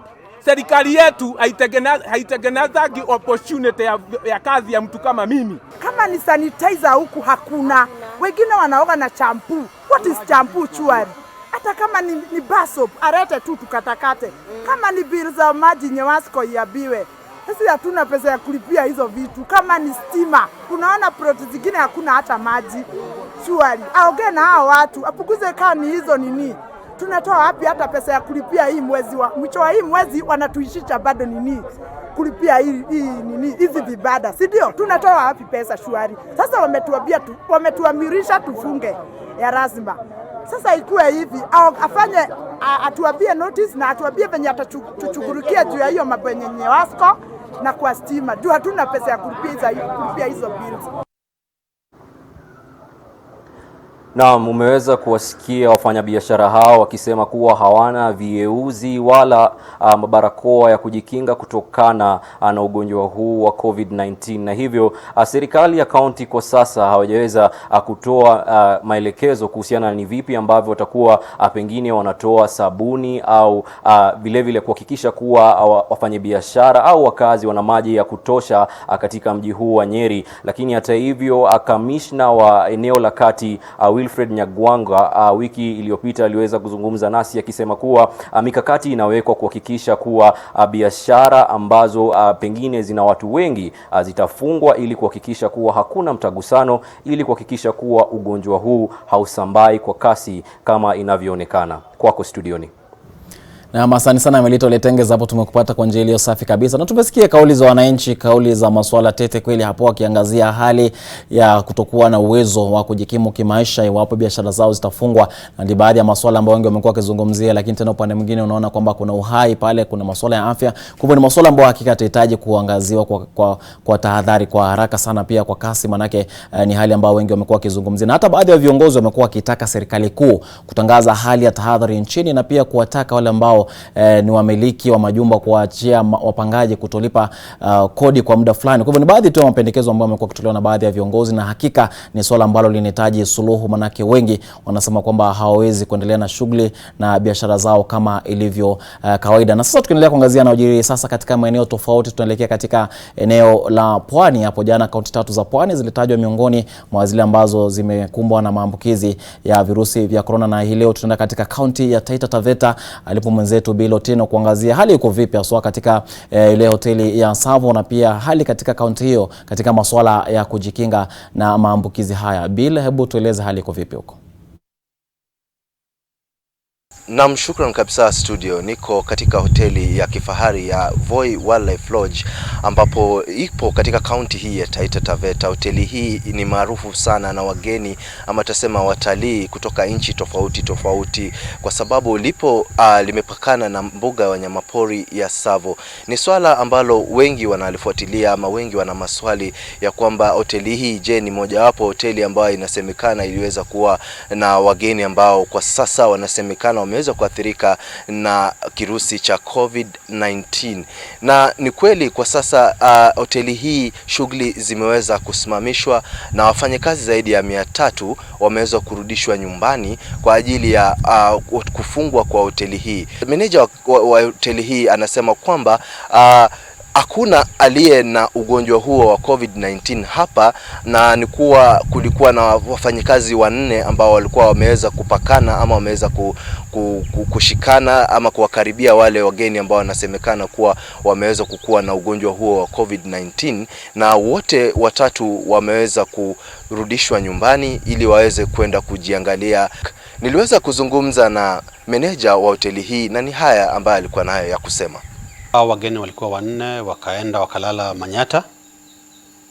Mmoja wao ndio alikuwa hasikii vizuri kidogo, akapatiwa service kwa tent na kesho yake waka check out.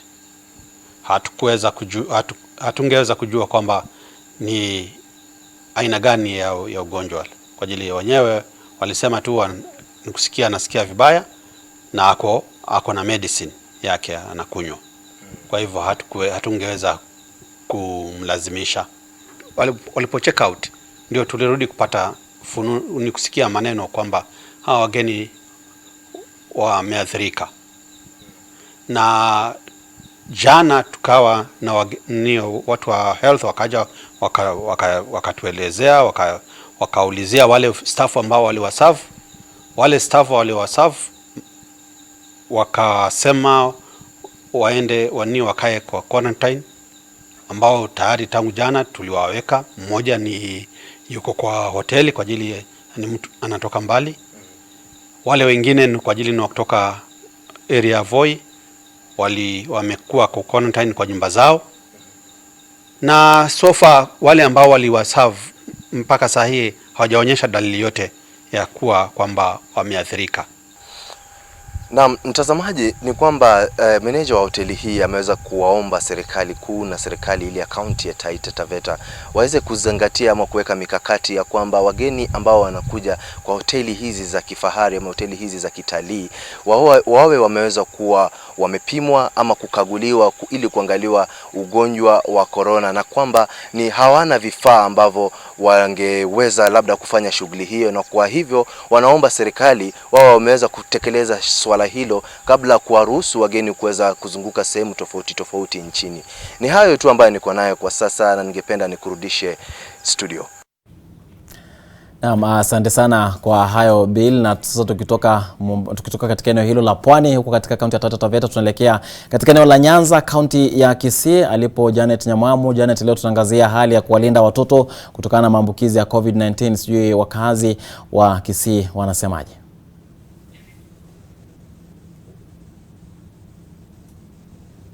Janet.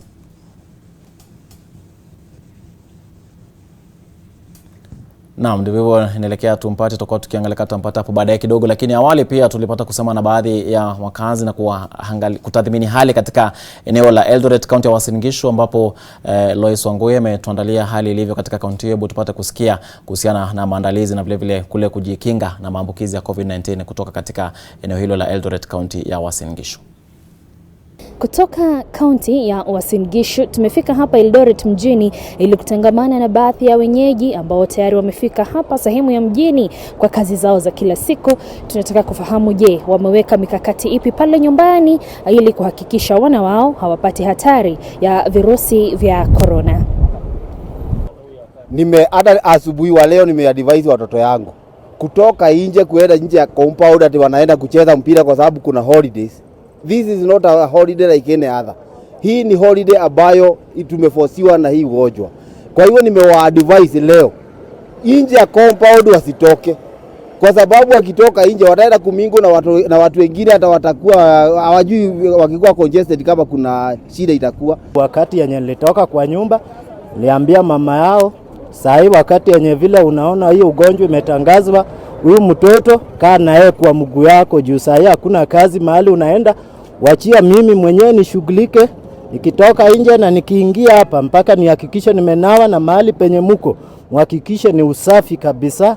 Tunafaa tuchunge watoto wakae nyumbani, wasitangatange, tuwaweke kwa nyumba na to make sure wanaosha mikono. Watoto wangu sahi wako nyumbani na nimewawekea maji na dawa, so hata nikiwapea pesa wakienda dukani huwa wanatoka wanakuja wananawa after kushika pesa. We must sanitize our children.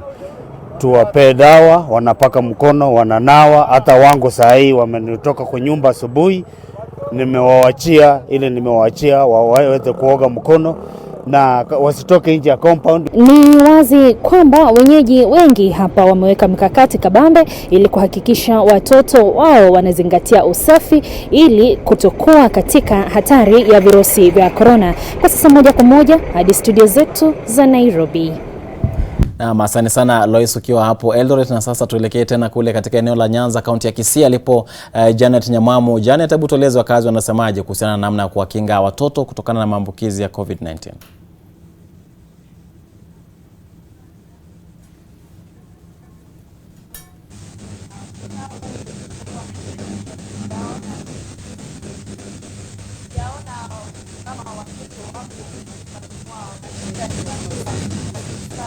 Na amenelekea hapo, kuna itilafu kidogo ya kimitambo na tutakuwa tukirejea kule baadaye tukipata fursa.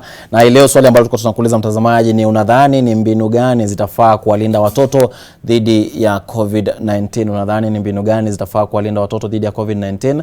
Na nitasoma baadhi ya wale ambao wameweka kauli zao hapa katika mtandao wetu wa kijamii. Kuna mmoja hapa anaitwa huyu Peter Shege, ambaye anasema kwamba moja ni tuhakikisha kwamba tunadhibiti namna ambavyo wanatangamana na watu ambao ni wazee ama watu wazima, na pia jamaa zao na watu wengine ambao wana maradhi mengine ambao wamekuwa wakikabiliana nao. Na pia pili anasema tuwafanye wawe na kazi nyingi za kufanya pale nyumbani ili wasipate muda wa hata kutaka kutoka nje.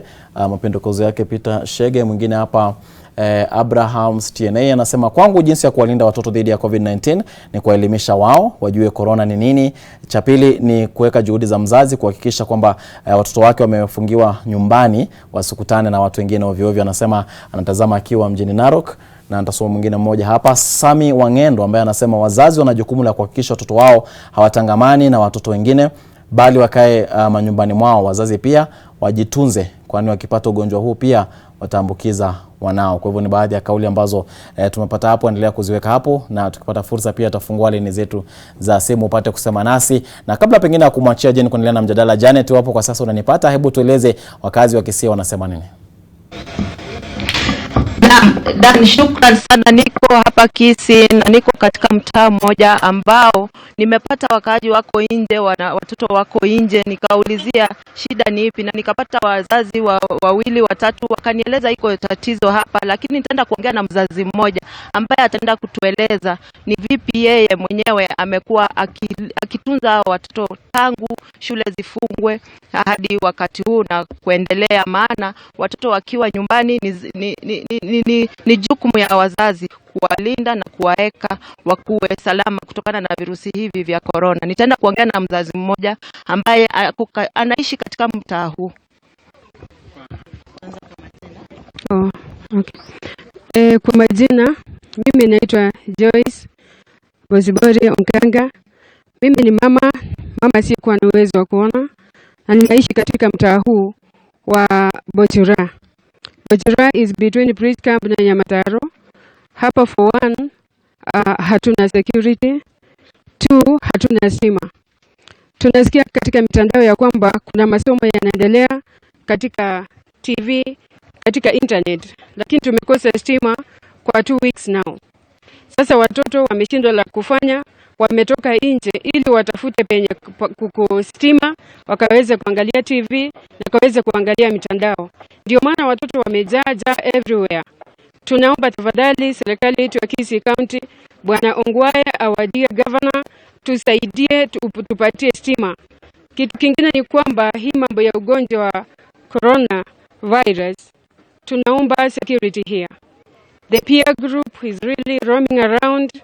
Na wale wenye ni walemavu sahihi hatuwezi kukinga watoto wetu kisalama, kwa sababu tunahitaji mazungumzo ya wa county commissioner aseme na atoe onyo katika watoto katika peer groups ili wakaweze kukanywa, wakaweze kukaa kwa nyumba. Tunaomba tafadhali mtusaidie, kwa sababu hata wanafunzi wa university hawana mahali pa kuangalia their projects. Sasa wameshindwa waende wapi? Tusaidie mtupe stima area hii, tusaidie mtupe security area hii, ili tukaweze kutia manani yale ambayo tunafundishwa kuhusu hii ugonjwa hatari wa corona. Tunasema asante sana kwa NTV. Tunashukuru. Asante. Dan Mule, vile umesikia eneo hili wameliita linaitwa Bochura, iko nyuma ya mahali panaitwa Bridge Camp nyuma. Ile tatizo wazazi wako nalo hapa kubwa ni stima. Watoto hawakai nyumbani, hawatulii. Mzazi akitoka akienda kununua chakula, maana hawawezi fanya ile storage ya chakula, kitaharibika, maana chakula ni ile ya kuharibika. Wafanye storage. Watu wakienda kuchaji simu, wanaenda kuweka moto simu. Hawajui wale ambao wanawawekea moto simu kama wako salama kutokana na hivi virusi. Hiyo ndio tatizo liko hapa katika mtaa huu wa Bochura, kaunti ya Kisii. Dan Mule. Na asante sana Janet, tunaendelea kutoa jumbe zetu hapa na vile vile kuwahamasisha wakazi wa kaunti hiyo na maeneo mengine nchini kuhusiana na athari za maambukizi ya COVID-19 na vile vile namna ya kujikinga kama ambavyo wewe umekuwa ukiangazia. Na mjadala huu ambao umekuwa ukizungumzia hapo kuhusiana na hali na usalama wa watoto ndio tunaendelea nao hapa studioni. Jen Ngoiri, naamini kwamba umepata kuona hali ilivyo, na Janet amesema watoto wanacheza tu kule nje, wameachiwa na wazazi, na ametoa sababu ni kwa nini. Pengine wageni wetu watakuwa wakiangazia swala hilo na kujua hali itakuwa vipi. Kwa hivyo kwa sasa nawapelekeni kwa mwenzangu Jen Ngoiri kuendelea na mjadala wetu wa siku hii ya leo. Asante sana mwenzangu Daniel Mule. Na kuna mmoja anasema, baba wa Mbo anasema, kwangu sahihi hakuna kuingia ovyo ovyo. Watoto mwisho ni gate unless nikiwa nao, na tukitoka nje ya gate ni kutembea na mkono kwa mfuko. Daktari, bila shaka nafikiri wengi wameelewa kwamba watoto wanapaswa kuosha mikono, hawapaswi kutangamana na wengine, kuzingatia mambo ya kuwa na umbali wa mita 1. Lakini kuna swali nilikuwa nimekuuliza, kwa mfano sisi tuko kazini, tumefika kazini kufanya kazi, lakini yule mtoto amekuwa nyumbani amezingatia haya yote. Mimi nikifika nyumbani napaswa kufanya nini kuhakikisha kwamba bado atakuwa salama? Lazima tufunze watoto wetu kwamba venye tunajaribu hiyo mikakati saizi, kwamba ukishatoka kule nje, labda nimeshika surface yenye sikuuelewa, labda mara ya mwisho wenye nimesafisha mikono nimeshika labda mahali uelewi, lakini ukifika nyumbani na umekuwa wakati wote uko nje na uko na familia yako nyumbani, ukifika lazima uhakikishe kwamba unazingatia usafi. Sasa tuseme kama mhudumu wa afya kama mimi na Dr. Supa hapa. Tukishafika nyumbani tunafaa kufanya nini? Tufika nyumbani sisi huwa kuna mali vile viatu natumia kule hospitali siingi navyo kwangu. Viatu vitawekwa mahali, kuna venye nitavisafisha baadaye, lakini naviacha mahali kwenye nimetenga, na nikishaingia nyumbani wanangu wanajua. Kwanza hata wakinisalimia ni mama umeshindaje, sawa, nenda ukaoge alafu ndo tuje tuongee.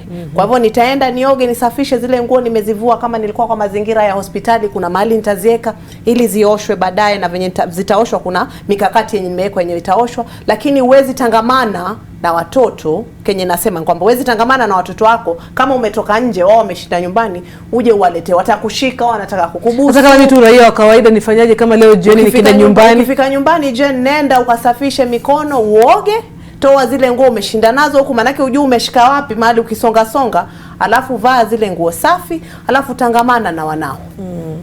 Nakwambia, lakini inakuwa vigumu wakati mwingine kama ni watoto wadogo, lakini unawaelezea, itabidi waelewe. Nyakati tuko zinabidi tugeuze mienendo yetu na tamaduni zetu.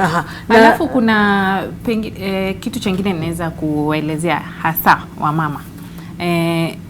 Kurahisisha ile kufanya usafi na kabla kufika nyumbani.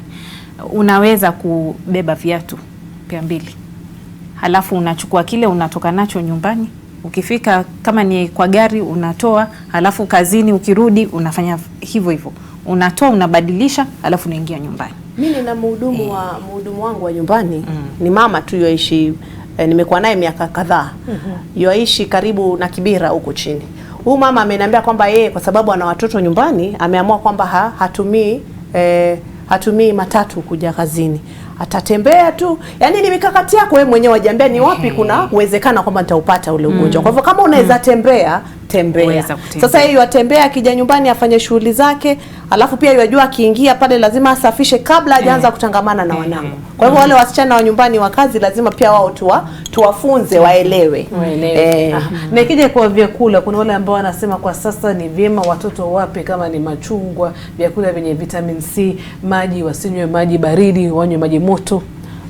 Hizi zote ni mambo yamesemwa kwamba yanaweza, lakini hayajaonyeshwa kisayansi kwamba yanatupatia manufaa yoyote.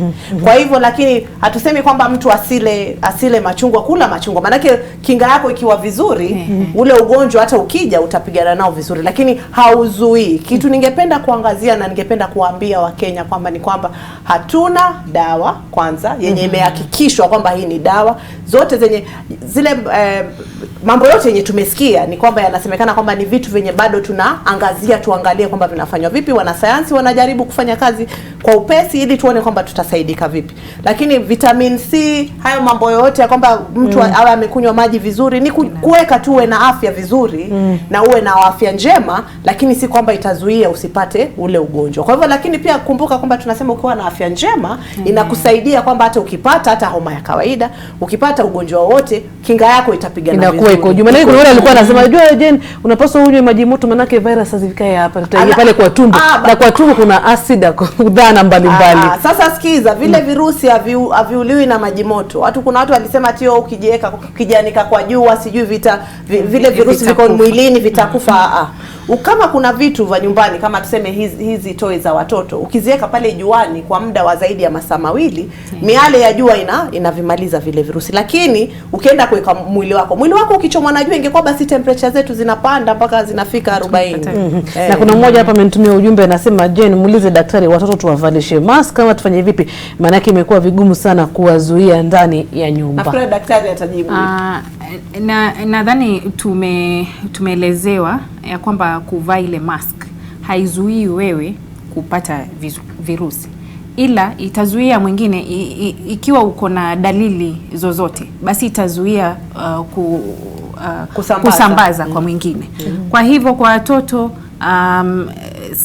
hatusemi kwamba muwaweke mask ndio sasa wakishavaa mask wanaweza kwenda nje, hapana. Na labda nikiongezea kwa hilo swala ni kwamba tukumbuke, tumesema na nafikiri hata waziri wa afya alisema kwamba hizi masks zinafaa kuvaliwa na watu gani? Msemaji wa serikali nafikiri alisema wenye wanafaa kuzivaa ni wagonjwa wenye wamepatikana wana ule ugonjwa ili wasisambaze, ama mhudumu wa afya mwenye anashughulikia yule mgonjwa mwenye amepatikana kuna huo ugonjwa, ama mtu ana dalili zenye zinakaa kama za COVID-19 na hazijajulikana. Kwa hivyo anatoa mafua, anapiga chafya, anatoa makamasi, anakohoa, na hatujahakikisha ama hatujaangalia kwamba ule ugonjwa upo ama upo. Hao tu ndio wanafaa kuvaa ili wasisambaze. Kwa hivyo tumesema watu waona ngapi? Watu aina 2. Mgonjwa na mhudumu ama mtu mwenye anamshughulikia huyo mwingine. Na je, ikiwa wakati imefika na unaona kwamba kuna dalili ambazo naanza kuona kwenye mtoto wangu, nifanyeje? Sasa dalili za maana kumekuwa na wengi wameuliza, kumekuwa na wasiwasi. Unapata kuna watu mwanzo ambao walisafiri wanakwenda kutoka daktari moja hadi mwingine na hawasemi kweli kwamba walisafiri. Na kwa sasa kama nyinyi madaktari wa watoto, nikihisi mtoto wangu kuna dalili ziko pale, nikupigie simu mwanzo ama nifanyeje? Kwanza kabisa ama nitengeneze ile konkosho. Unajua kuna ile konkosho tumezoea, tangawizi, ndimu. Kwanza kabisa tunasema mzazi asiweke mtoto nyumbani kama amekuwa mgonjwa mpaka azidiwe. Kwa hivyo kitu cha kwanza, kuna wale ambao wanaweza kupiga simu kwa daktari alafu namuelezea zile dalili, alafu kama ataweza kuelezewa utaenda hospitali wakati gani. Unaweza kufanya appointment na unaenda kuona daktari. Na pia wasipuuze zile dalili kusema ni homa manake mimi sijakuwa na mtu ambaye amesafiri. Hapana. Wasipuuze zile dalili. Alafu kitu cha tatu, tunasema kwamba ukiona pengine mtoto anaanza kushikwa na joto ama anaanza kutoa kamasi ama ni kukohoa ama na umwana ile koo, hapo inafaa kama uko na simu ya daktari yoyote unaweza kupigia simu. Na serikali kuna namba. Kama huna, kuna namba ambazo zimepewa za serikali ambazo unaweza kuenda mahali karibu. 719 Na kama kuna hiyo historia ya kwamba umekuwa na mtu ama umesafiri, manake kuna wale idadi ya wale ambao wamesafiri ni watu wazima na watoto ndio wanapatikana pale nyumbani. Kwa hivyo unaweza kuwa kuna pengine mzazi alitoka akaenda kazini akapatana na yule mtu. Sasa inaweza kuwa sio direct contact, lakini kama wewe mzazi umepatana na mwingine ambaye amesafiri na umeona mtoto ameanza kuonyesha dalili, inafaa pia unapiga simu mara moja halafu unasaidika. Daktari ameangazia jambo la kwamba watu wawe wa kweli. Kama umesafiri wa Kenya, kama umesafiri ama kuna mtu kwa familia yenu amepatikana kwamba ameambiwa kwamba afanye isolation ama ameambiwa self quarantine, tafadhali mwambie mhudumu wa afya. Maana nasikia wenzangu wanalalamika kwamba wagonjwa wanaenda hospitalini, wakienda hawasemi. Wanaulizwa kwamba Jane, umekuja na shida gani? Mimi nasikia naumwa na kichwa. Hawataki kusema kukohoa wala kupiga chafya. Kusema nasikia naumwa na kichwa kidogo. Je, umesafiri hivi karibuni? Sikusafiri. Ama labda kuna mtu nyumbani mwenye alikuwa amesafiri wakati huu wenye tunao wa hili janga. Sina. Ukishadanganya hivi alafu unahatarisha nani? Yule daktari ama mhudumu wa afya mwenye amekuona, unahatarisha familia yako, unahatarisha nchi nzima. Lazima sisi kama Wakenya tujukumike na tujiambie kwamba lazima tuwe na wajibu sisi wenyewe kama Wakenya. Viongozi wetu lazima waonyeshe mfano mwema kwamba ukishaambiwa kwamba wewe ulisafiri ama familia yako kuna mtu alikuwa na hiyo shida, tuchukue hili jukumu. Manake 70% ya kupigana na hili janga ni sisi wa Kenya. Si wale wahudumu wa afya wanaanza kuhudumia watu kama washakuwa wagonjwa. Lile jukumu kubwa ni sisi wananchi wa Kenya, tuwe na jukumu na tujukumike na tujiambie kwamba sisi ndo tunaweza kupigana na hili jango. Na inaanza nyumbani. Inaanza nyumbani kwetu. Kwa wale watoto na kwa familia kwa jumla. Na kuna mwingine hapa anasema mimi mwanzo nataka kwenda, anaitwa Steven Mafura, anasema mimi nataka kwenda mashinani hata kabla ya lockdown. Unaweza zungumzia ile, maana kuna wengine wanasema ni heri tuwapeleke watoto, anazidi kuongezea heri tuwapeleke watoto huko ushago wakae huko nyumbani. Sasa nafikiri jambo tungependa kusisitiza, na nafikiri kila mwenye anaangalia nafaa kufuatilia kwamba saa hizi si vema kusafiri. Si vema kusafiri kutoka mahali unaishi kwenda mahali pengine. Kwa nini tunasema hivyo? Tunasema hivyo kwa sababu ukihama leo useme umetoka Malindi ama uje Nairobi, ama umetoka Nairobi umeenda Kisii ukasema mimi Morani nimeenda zangu Kisii, sitaki kukaa Nairobi kuna corona. Maana hivyo ndio watu wanasema.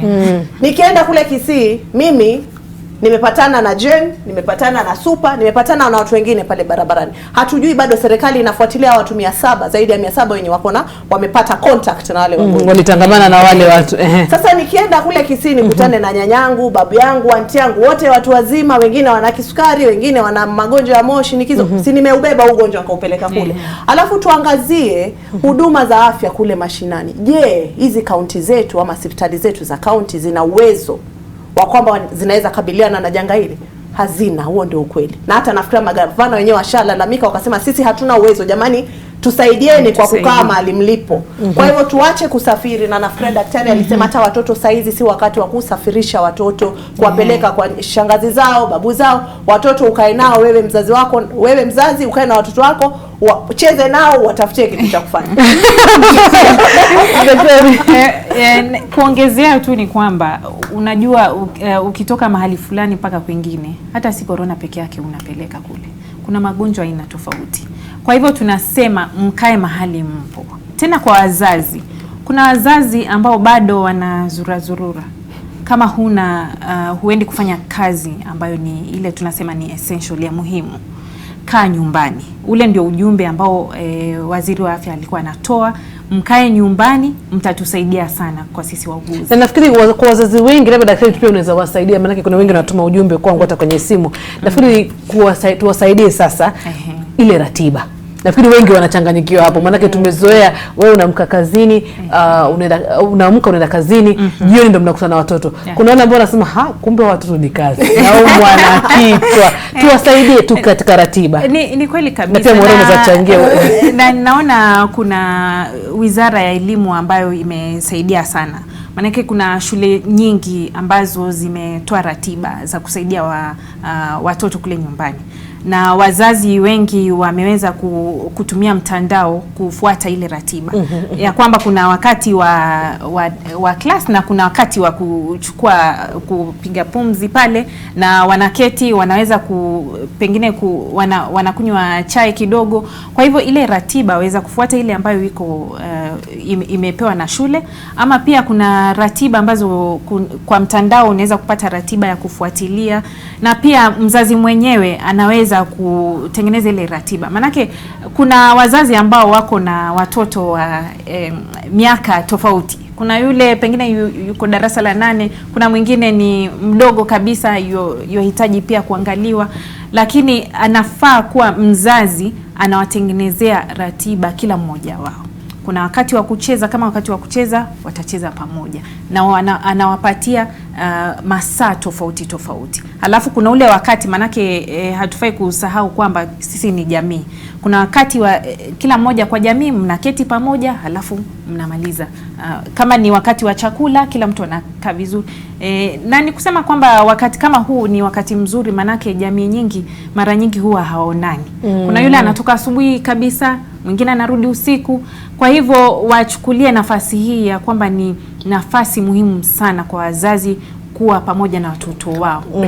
Kwa hiyo ratiba pia labda tungeongezea kwamba wazazi watoke na watoto wao. Kama mtoto anatoka nje, lazima wawe na mtu mzima mwenye ametoka naye, aende kama tuseme, manake watoto watachoka wakikaa mahali pamoja. Ukitoka pale nje utembee na watoto wako, ukijua, ukihakikisha kwamba mikono iko mfukoni. Kuna mtazamaji amesema kwamba mikono iko mfukoni. Mikono iko mfukoni, hakuna kusalimiana, hakuna kukumbatiana, utatembea nao kidogo, manake watoto wao wanachanganyikiwa sana wasipotoka nje.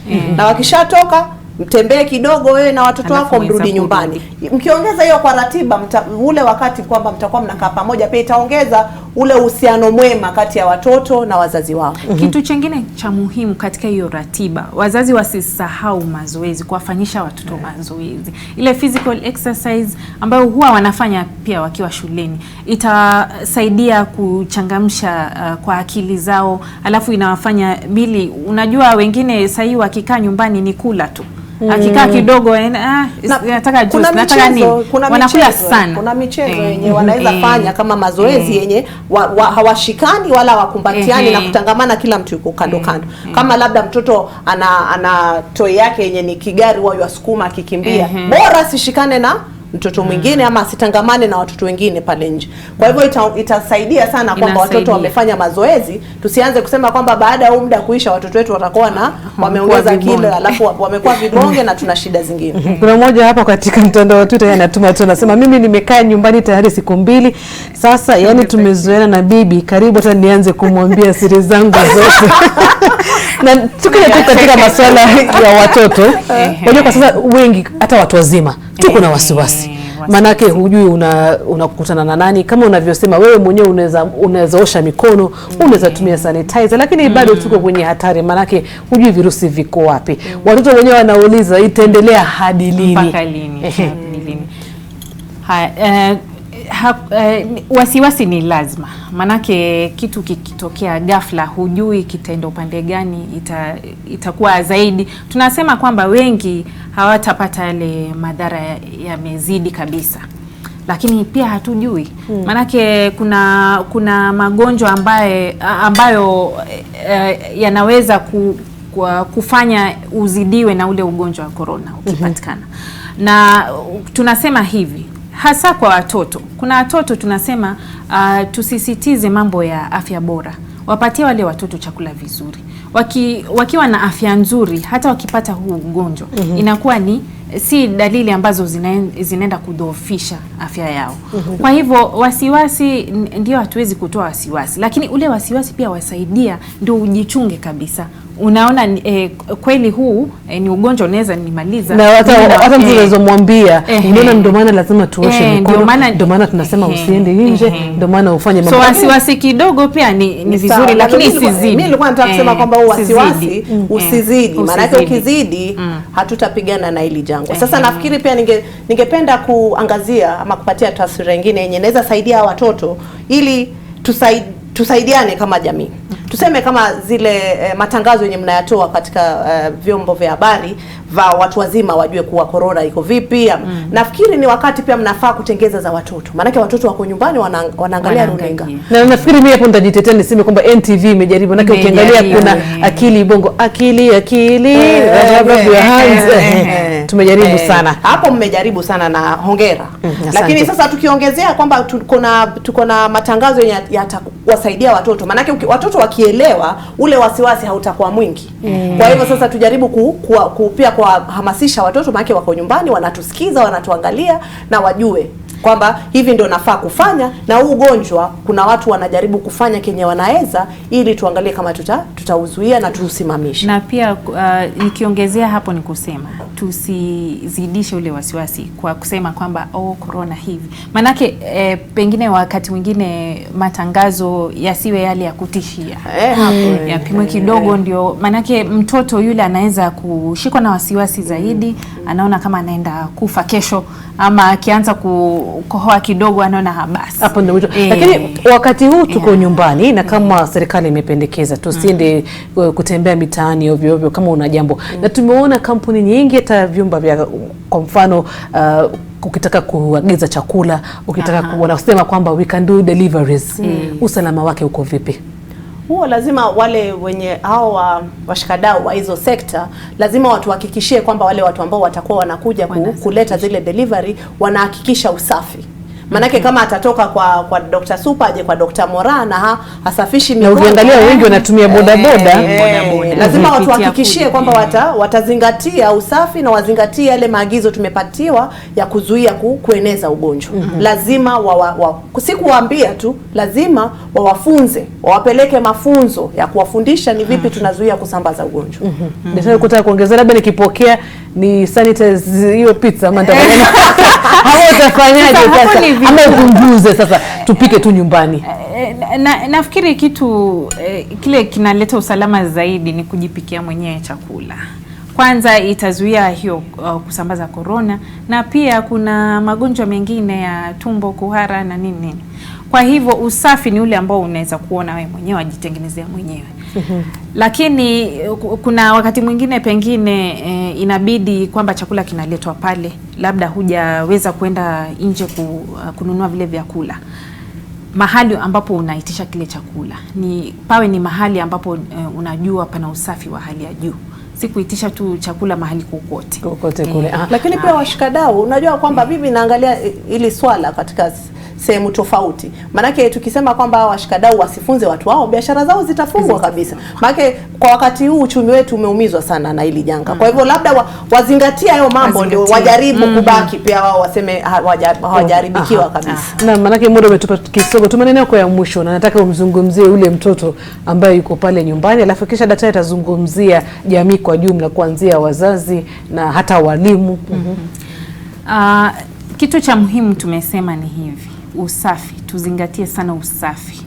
Na mimi kama daktari wa watoto wakati huu tunasisitiza sana. Manake huu usafi ndio unazuia magonjwa mengi sana kwa watoto. Na kitu cha pili ni kwamba tuzingatie ile afya ya watoto pale nyumbani. Wakiwa nyumbani wasiende nje kutangamana na wengine, wakae pale nyumbani, lakini wakiwa pale nyumbani uhakikishe kwamba unawapatia kazi ambazo zinawafanya wanaendelea kuishi maisha yao kama kawaida. Wasianze kupata na ile tunasema depression ama nini. Kuna wale wengine ambao hawawezi kufuata ratiba kama hizi. Lakini pia tuchukue wakati huu kuwafundisha, manake watoto huwa wanashika masomo rahisi sana. Kwa hivyo wakianza wakati huu wakiwa wadogo, hata wakiwa watu wazima wataendelea kufuata zile sheria. Daktari, tu maneno ya mwisho. Mimi wangu ni mwito kwa Wakenya, kwa viongozi. Sisi ndio tuko na jukumu kubwa Wakenya ndio wako na jukumu kubwa la kupigana na hili janga. Asilimia karibu 70 ni ya Mkenya nyumbani mwenye anatutazama saizi, ya yule kiongozi mwenye ni Mkenya kama mimi na wewe na Super hapa. Kwa hivyo tuongoze tukiwa mbele. Tutoe mfano mwema na Wakenya kila mmoja achukue jukumu lake kama Mkenya wakati huu wenye tunapambana na janga kubwa, kwamba jukumu lako la kuzuia ugonjwa wa kuenea, na tujaribu tuwakinge wahudumu wetu wa afya wasiwe watafanya kazi kupindukia ama watapata ule ugonjwa kwa sababu hawana vifaa vya kufaa. Kwa hivyo mwito wangu ni kwa nchi nzima na kwa Wakenya wote na kwa viongozi wote. Tuwajibike. Aha. Naam, shukrani sana. Sina la kuongezea, kama ulivyosema, la muhimu ni kuhakikisha kwamba watoto wetu wako salama, wako nyumbani na tumewafunza jinsi ya kuosha mikono. Na kama alivyosema daktari, tuwajibike. Mimi kama siko hapa NTV, niko nyumbani. Utanipata nikipiga selfie sijui wapi na wapi. Hiyo nimekoma kwa sasa. Natumai kwamba umemakinika katika NTV. Sasa shukran kwa muda wako na kwa wote waliochangia kwa kupiga simu au hata kutuma ujumbe katika mitandao ya kijamii, na wale tulizungumza nao kutoka Italia pamoja na Canada. Kwa niaba ya Daniel Mule, asante sana. Kwa heri.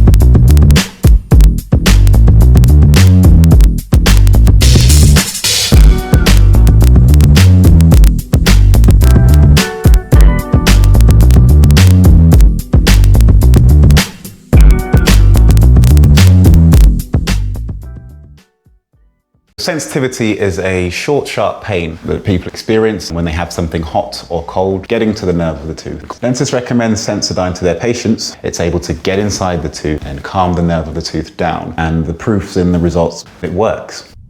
Extraordinary times call for extraordinary measures, especially for us who major in shaking hands or even taking a high five. We have to find an alternative to doing this, and in fact the most effective way is doing this.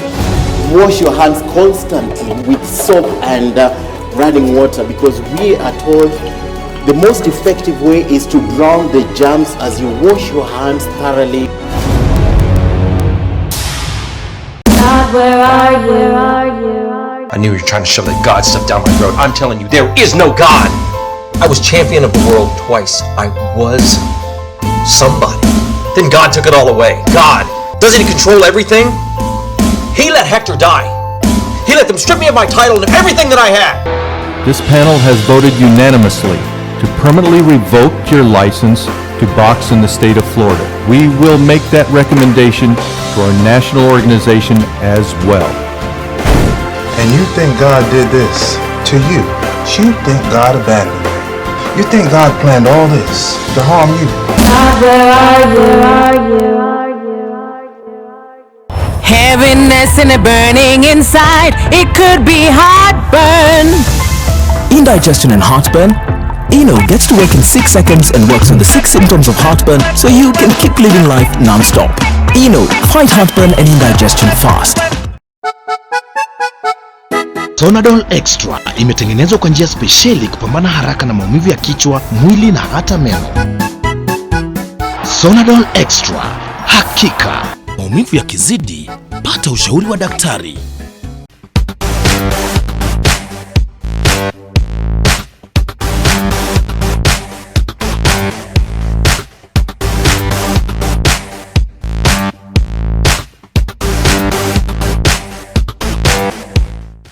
When you're facing stubborn stains, you're always in a fierce fight.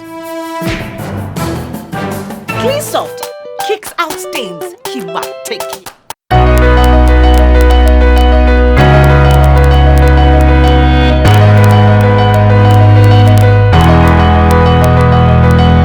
Through the automated parking system, you can now pay for parking in 3 stress-free ways.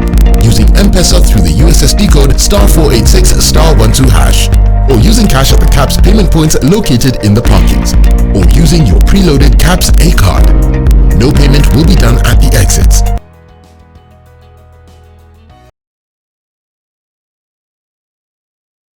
We have come from far with you. I even gifted you a magnificent house. Rosa, it's the thought that counts. Please help me. When it comes to fever, you need to be both. Panadol Baby and Infant starts to work on fever in 15 minutes and is gentle on the tummy. Panadol Baby and Infant, tough on fever, gentle on your child. Protect yourself against coronavirus by using Amara antibacterial hand sanitizer that will effectively clean your hands and eliminate disease-causing virus while you're on the go.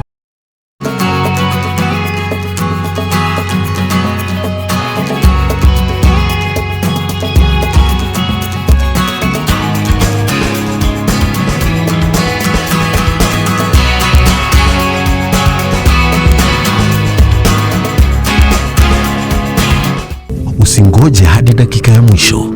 Pimwa kwenye hospitali ya serikali. Matibabu inapatikana bila malipo. TB inakinga na tiba.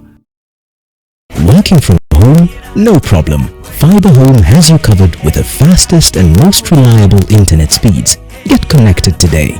Kazi lazima iendelee.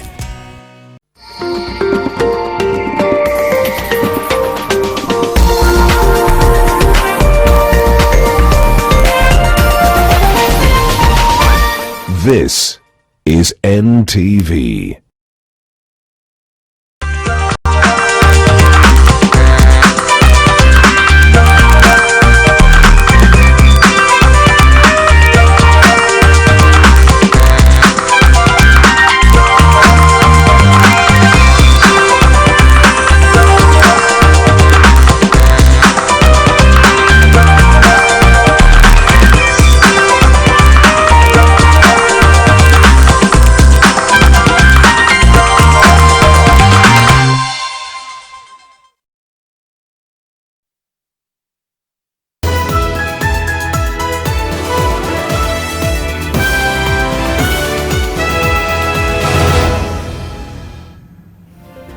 It is the 25th day of March 2020 and you're watching NTV at 1 p.m. My name is Zainab Ismail and we have all the stories making headlines across the country and beyond. And more than 40 people across the Rift Valley are in isolation at various places as the country looks to contain the COVID-19 spread. The individuals made contact with people who tested positive for the coronavirus. NTV's Bridget Sangana with the update on the measures enforced to contain the spread of the virus in the Rift Valley. Across the 14 Rift Valley counties, the government has traced various people who are at risk of getting infected with the new coronavirus. So far, we've put about 20 people in what do you call it, in isolation, in what do you call it, self-quarantine. And I'm happy because we are prepared. Almost every 5 minutes we are getting reports that so-and-so traveled or someone who's ever traveled, they're back now. Further to these numbers, about 22 employees at a Naivasha hotel have been isolated following their interaction with a French national who is among the 25 people in the country who have tested positive for COVID-19. And as numbers rise, so does the need for isolation facilities. That going forward, if the situation will become so dire, some of these hotels will become isolation points for victims if the situation becomes very, very bad, because they don't have guests. Kenyans have yet again been urged to avoid unnecessary travel. So we are discouraging as much as possible these unnecessary travels, and this limiting the number of passengers in the vehicle is going to go a long way in ensuring that either matatus find it completely uneconomical to be on the road, or the passengers do not afford the fares, and so they have to stay at home. Natembeya has also reiterated that places of worship in the region will remain shut in line with the state directive. Bridget Ngana, NTV, Nakuru.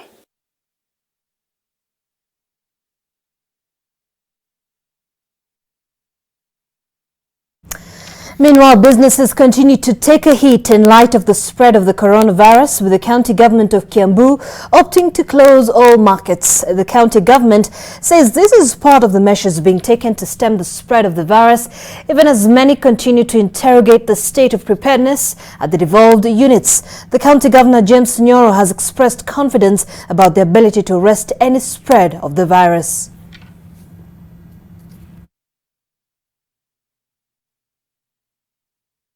Sababu watu walikuwa wengi sana crowd hapo, vile tunasema hatugetaka kuharibu biashara, lakini vile sheria iko na vile serikali imesema ni lazima tujaribu vile tutafanya ili kuzuia hii ugonjwa.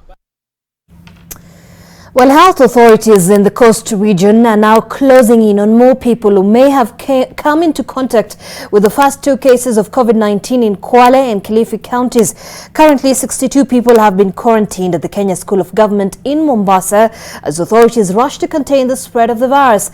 Kevin Mutai is now joining us live from the Likoni Crossing Channel for more updates. Kevin? Well, we're not far from the Likoni Channel, but it's true that right now we have 62 people in quarantine. That information comes from the office of the regional coordinator, and we are being informed that most of these people are those who arrived in the country and landed at the Moi International Airport here in Mombasa, some of which are also those who came into contact with the first 2 cases for COVID-19 here in the coast region. Remember, the 3 counties here at the coast region, that is Kilifi, Kwale and Mombasa counties, are some sort of hotspots for this particular virus, and this is owing to the disregard some of the residents have towards the government's directives in containing the spread of the virus. But what we do understand for now is that health officials are on the rush to contain the virus, and we're even being informed that there are those who were on leave and have been recalled also to help in this particular exercise of tracing those people who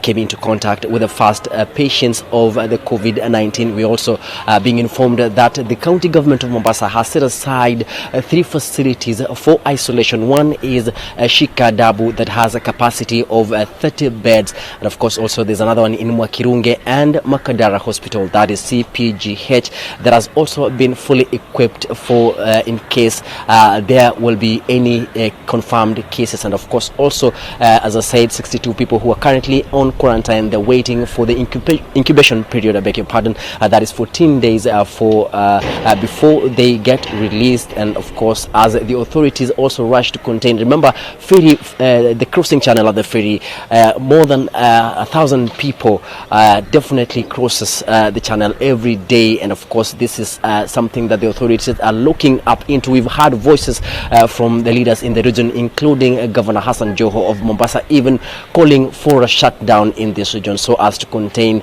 the spread of the virus. And of course we've had authorities even telling the commuters at the ferry that they must have face mask and of course other or rather even a piece of cloth to close their mouths, and of course warning those people with flu-like symptoms not to step or rather cross the channel using the ferry. And the regional coordinator John Elungata yesterday reiterated that more police officers will be dispatched to institute these measures and ensure that all the residents from Mombasa adhere to these regulations. We also understand that from the neighboring county Kilifi, the county government has banned all business farms from that region to ensure that they come, or rather they address this particular concern, the deadly virus. And of course, we also understand that border services have also been banned, among other various measures taken by that county to contain the virus. Of course, county government of Kwale is also coming up with various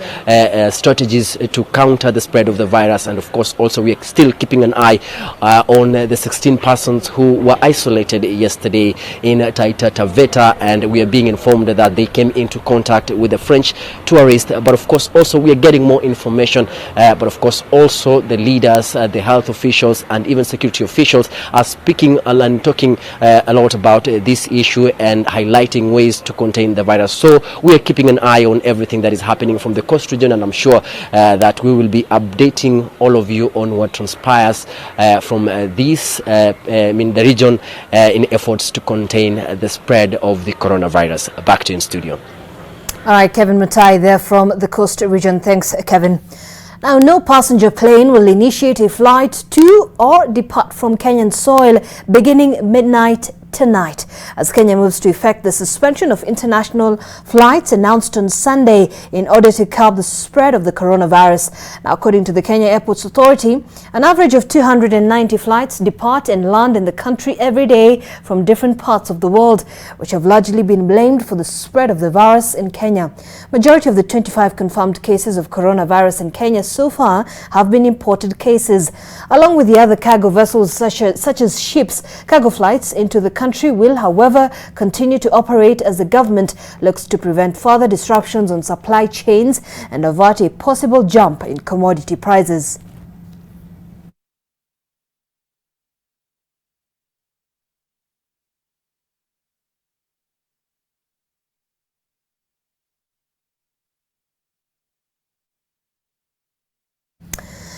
And residents of Rangers Court have expressed their dissatisfaction with how the government is handling a suspected COVID-19 case in the estate. The residents claim that one of their neighbors who arrived in the country recently has neither been observing quarantine nor isolation. Naomi Sampao has that report. The residents of Rangers Estate have raised concerns over one of their neighbors. They claim the woman recently arrived from the United Kingdom, further accusing her of failing to isolate. The most important thing is for all of us to be safe, and we came to discover that safety, we are not able to get it. The residents now claim that at least 7 people living in the same house as the woman are now at risk. Nyumba Kumi leaders in the estate say that those living in the house have been interacting with others, including the children, freely. But when this lady came on Tuesday, we were informed that she never did self-quarantine because she was mixing with her sister and the kids, and the teenagers are also mixing with other people's kids as they are playing and talking. This should be dealt with urgently so that the kids, as much as they are at home, so that we are aware that they are supposed to stay indoors. Efforts by the area chief to reach the lady proved futile as the gate remained closed. The Nyumba Kumi leaders have faulted the government for not responding with urgency. When we called the 719 at the initial stages, we were referred to the DC's office. And when we called the DC's office, the lady who received the call said we need to call the OCPD. When we called the OCPD was not aware of what was happening. So our main concern at the moment is what is the government actually doing to respond to this kind of situation. The said woman has also faulted the government. Why you take me when I came Paris today for the airport? I came inside the country legally. I have 3 months visa. Why you take the action when I came first day airport? When I came first day airport, why you take the option? You take me quarantine, you take me test, but they didn't do. Nayoma Sampao, NTV. Well, away from that, a number of employees at the Voi Wildlife Lodge in Taita Taveta County have been put in quarantine after they came in contact with 4 French guests who stayed at the hotel, and 1 has tested positive for the COVID-19. 3 employees who came into contact with the French nationals who was reported to be sick are in isolation after the county health response team visited the facility on Tuesday. Other 300 employees have been sent home on forced leave as the hotel closes down due to the fear of the spread of the COVID-19.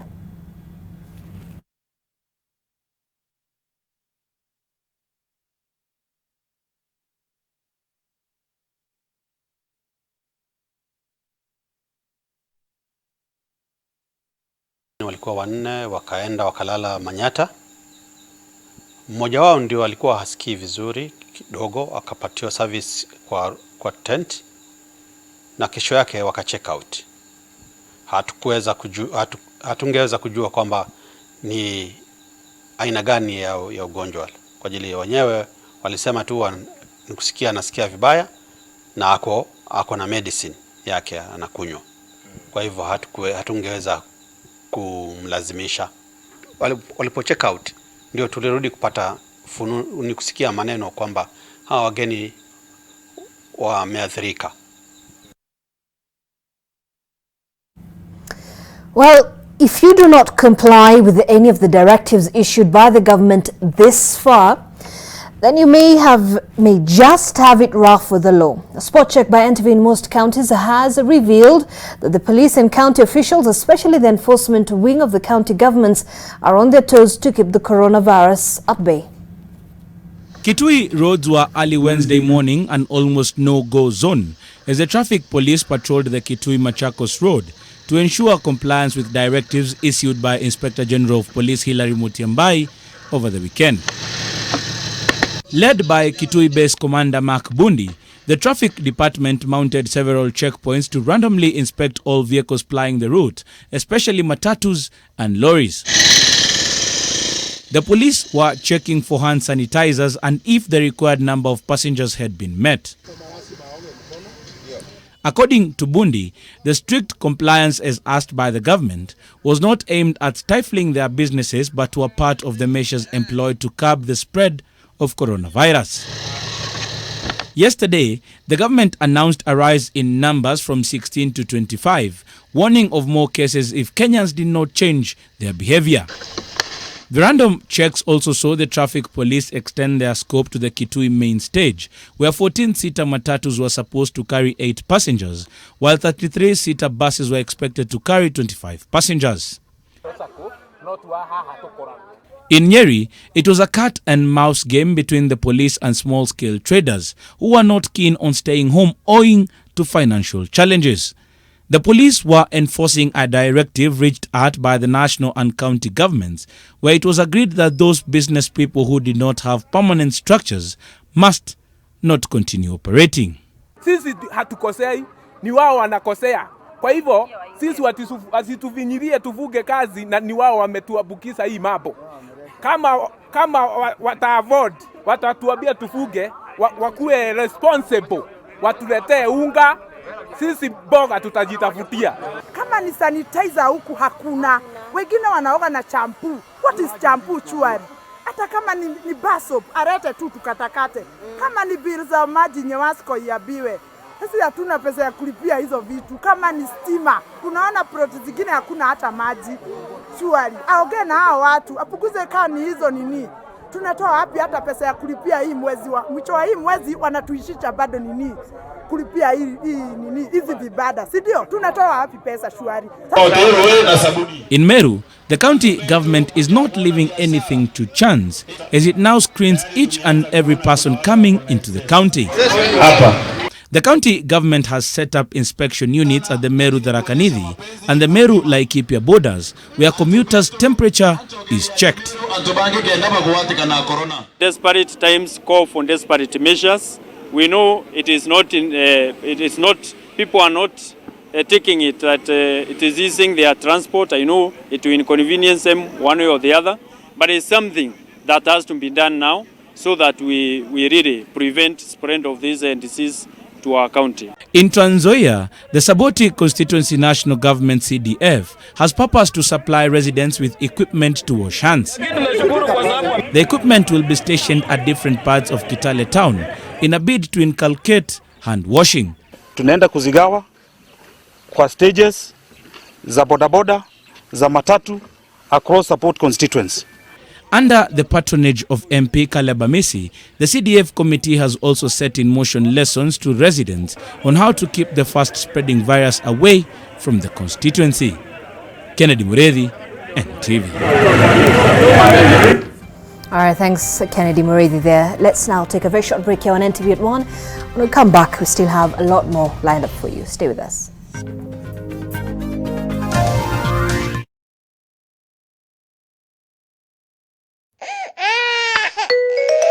Rashes again? Kiss Kids diapers. Kiss Kids, no rashes. Kiss Kids, no rashes. Bye-bye rashes. Buy diapers. Choose Kiss Kids. NTV and PesaLink, the most efficient way to send money, have a message for you. We know you need to stay home and stay safe for yourself, the ones you love, and for Kenya. But that does not mean you can't work or do business. Use PesaLink for all your payment and banking needs from the safety of your phone or laptop. Stay safe, stay home. Business goes on with PesaLink. I help women find independence by training them in fish farming. It's tough on my back, joints, and can cause headaches. Panadol Extra relieves multiple types of pain. Panadol Extra, now with new Optizorb technology to fight multiple tough pains with 3 times more pain-relieving medicine in the first 30 minutes when you need it most. Seeing them support themselves makes any pain worth it. If symptoms persist, seek medical advice.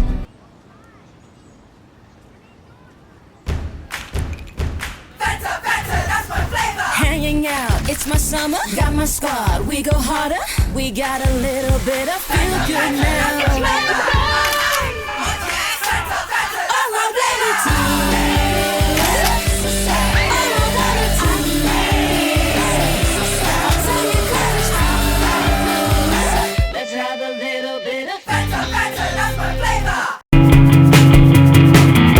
Tunaweza saidiana na njia mingi sana kama kukill time. Hawitaki kubwe pale kwa nyumba, unakuja kwangu tunatafuta charger. Awiti mwenye aliwatafutia kazi. Mimi mkakuwa working class. Wacha niombe Mungu niwafikia. Yaani Awiti ukipika chakula utomwa na wapi? Sasa zingine bevingi miaka yako. Ningekuwa na bevingi kama miaka yangu tungekuwa Nairobi. Ningekuwa nilikuwa nalima cassava. I was busy discussing with the men the way forward of this country. Na wewe hapo unapanua mdomo yako na ewa unavuta bure. Niweze utulie, nikupake, nikumalizie ama uende. Hivyo ndo nilishanga customers wako? Kwani utafanya? Ati mara tuna save tuende majuu. Ati hizi mradi uko nazo za kifala. Hizo siku ziliisha. Zimelanda.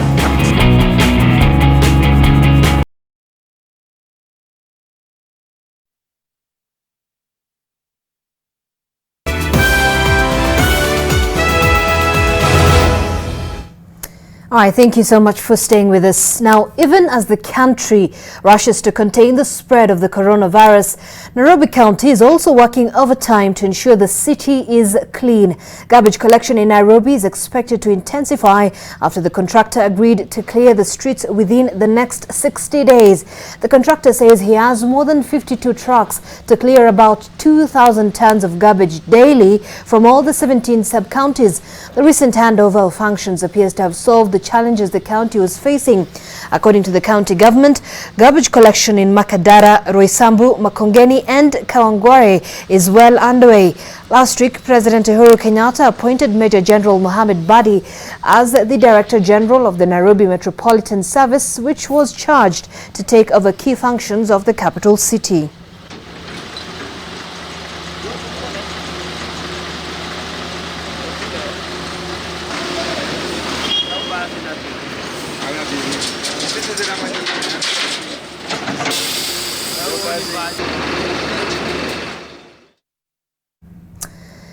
Meanwhile, African nations have ordered curfews and lockdowns in response to the growing coronavirus epidemic, raising fears of turmoil for low-income workers and cash-strapped governments across the continent. More countries across the globe have also enforced similar measures to curb the spread. Take a look. The shops in Dakar, Senegal are closing, the streets are empty. The city entered into a 8 p.m. to 6 a.m. curfew to fight against the coronavirus after the Senegalese government declared a state of emergency on Monday. Residents are largely cooperative and understanding in observing the curfew as 86 people tested positive for COVID-19 in Senegal.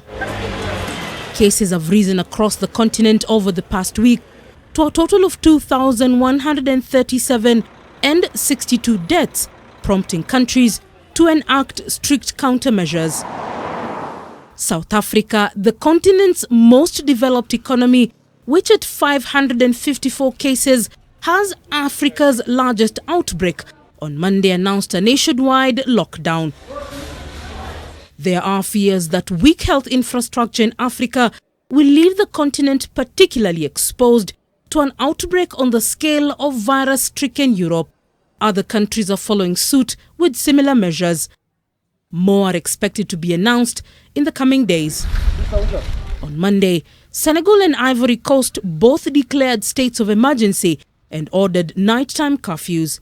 Across the Indian Ocean, few vehicles and pedestrians remain on New Delhi's usually bustling streets, with police setting up checkpoints to inspect IDs of drivers going through as India's 1.3 billion people go under lockdown for 21 days to combat the spread of the coronavirus. The measure to the last 3 weeks means that about 2.6 billion people worldwide, about a third of the global population, are now under some form of movement restriction. Right, and China lifted tough restrictions on the province at the epicenter of the coronavirus outbreak on Wednesday after a month-long lockdown as the country reported no new domestic cases. But there were another 47 imported infections from overseas, according to the National Health Commission, as the number of cases brought into the country continued to swell. In total, 474 imported infections have been diagnosed in China, mostly Chinese nationals returning home, according to the Foreign Ministry. 4 more people died, health officials said on Wednesday, 3 in central Hubei province, where the virus first emerged late last year. China announced Tuesday that the lockdown would be lifted on more than 50 million people in Hubei, with residents now allowed to leave if healthy, with some airports and train stations opening. The city of Wuhan, the initial epicenter of the outbreak, will allow residents to leave from April 8th. There have been more than 81,200 cases of COVID-19 in China and 3,281 deaths from the virus. New cases have slowed dramatically over the last month.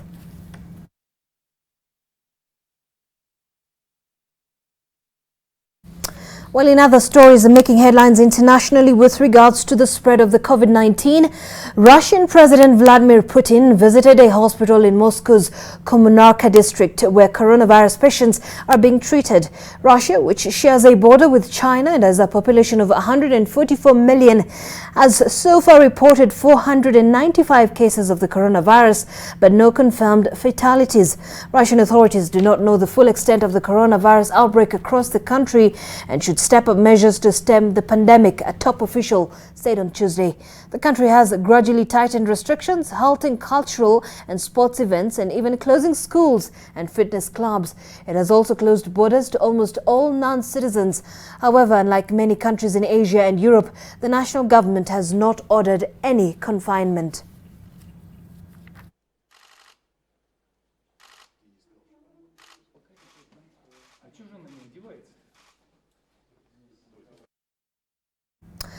Well, the coronavirus pandemic continues to affect many aspects of people's lives. For instance, have you wondered how people are celebrating their weddings, at least for those who opt not to postpone the important milestone?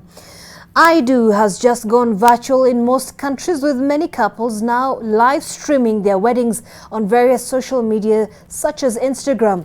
For example, guests watched the live stream of a wedding on their phones as a couple got married inside the Uruguay's civil registry in Montevideo, waiting outside for the couple to emerge due to a government decree limiting public gatherings over the spread of the COVID-19. Another couple in Argentina who got engaged late last year fell victim to the coronavirus lockdown. The couple decided to hold a virtual service with the minister, friends and family all looking through Instagram and Facebook. The couples have decided to put the party and honeymoon on hold for now.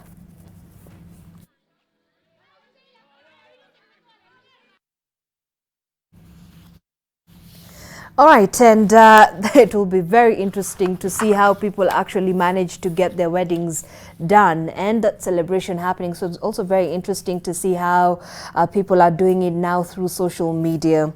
Well, back into the country, Absa Bank incurred a total of 1.5 billion shillings in separation costs from Barclays, a separation that was concluded on February 19th, 2020. This has been revealed in the bank's full year results for the 12 months ended December 31st, 2019, which also revealed that the bank's net earnings remained flat at 7.4 billion shillings.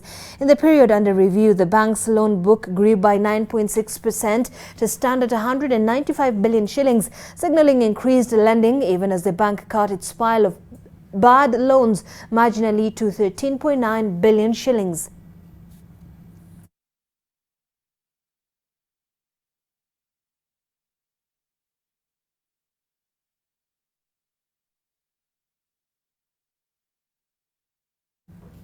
Well, the relocation of the Ngong dumping site to the veterinary farm has now been suspended indefinitely after a standoff ensued between county officials and Kerarpon estate residents. The residents on Tuesday thwarted plans by county government officials to dump at the 1,400 acres piece of land, arguing there was no consensus on the way forward. The land was given in trust to the government for veterinary services by the Yong Noike clan of the Maasai community in 1957, but the project has since collapsed. Initially, the county plan was to build an integrated waste management site on 20 acres funded by the Italian government at a cost of 2.1 billion shillings. The Italian farm has since ditched the project. Locals say the proposed site in Kibiko Forest lies along the flight path and their water tower. They claim they were not consulted, adding that it was a conspiracy to grab the land. Wanasema iko mashini itakuwa ina tengeneza takataka hapa. Sisi hatutaki hata kidogo, na ndio tumekuja leo. Wao walikuja asubuhi walete tractor, hata tumezirudisha kuja kuchimba shimo hilo. This is not something strange, neither is it something new. This is something that has that was well planned for decades ago. So we don't understand the complaints, but we will wait for any complaints that will be brought to us formally, and then we'll be able to address. All right, even the sports world has also been affected with the spread of the COVID-19, and Harambee Stars may not face Mali, Uganda and Rwanda in Pool E matches of the Qatar 2022, let me get this right, World Cup qualifiers if Football Kenya Federation fails to pay former Stars coach Adel Amuroche 109 million shillings for unlawful dismissal. Cabinet Secretary for Sports, Heritage and Culture, Ambassador Amina Mohamed, has reiterated that the government will not intervene for the mistakes of an irresponsible federation. FIFA's disciplinary committee directed FKF to pay Amuroche within the next 30 days, failure to which it will sanction Kenya. Well, we have a position, we have articulated that position before. FKF has talked to us, we're listening to them, but our position is very clear. What is your take on FKF elections that were cancelled? Well, you know, this is an STD decision, and I've said before that I'm a stickler for the rule of law and good governance, and therefore that is the decision that we are all following. We are waiting for for FIFA to come back to us, and after that I think we'll have conversations on how we take this forward. Well, Manchester City manager Pep Guardiola has donated €1 million to fight the coronavirus in Spain. The 49-year-old is at his home in Barcelona and has been working with his lawyers on the best way of using the money. The fund will go to a campaign being promoted by the Medical College of Barcelona and the Angel Sola Daniel Foundation. Spain is one of the worst affected countries in Europe after Italy. On Tuesday, the official figures showed that 2,696 people had died in the country and close to 40,000 infected. The money will be used to help purchase medical equipment and protective material for the hospital staff involved in treating those admitted to hospital.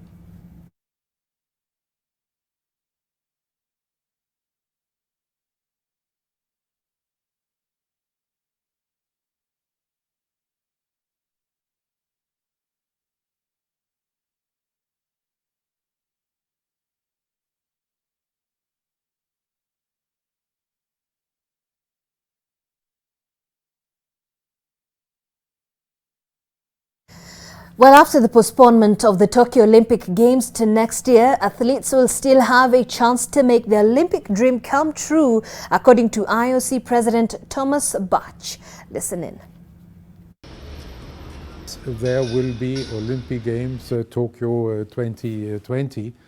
So the athletes will have the chance and the opportunity of their life to make their Olympic dream coming true, even in these uncertain times.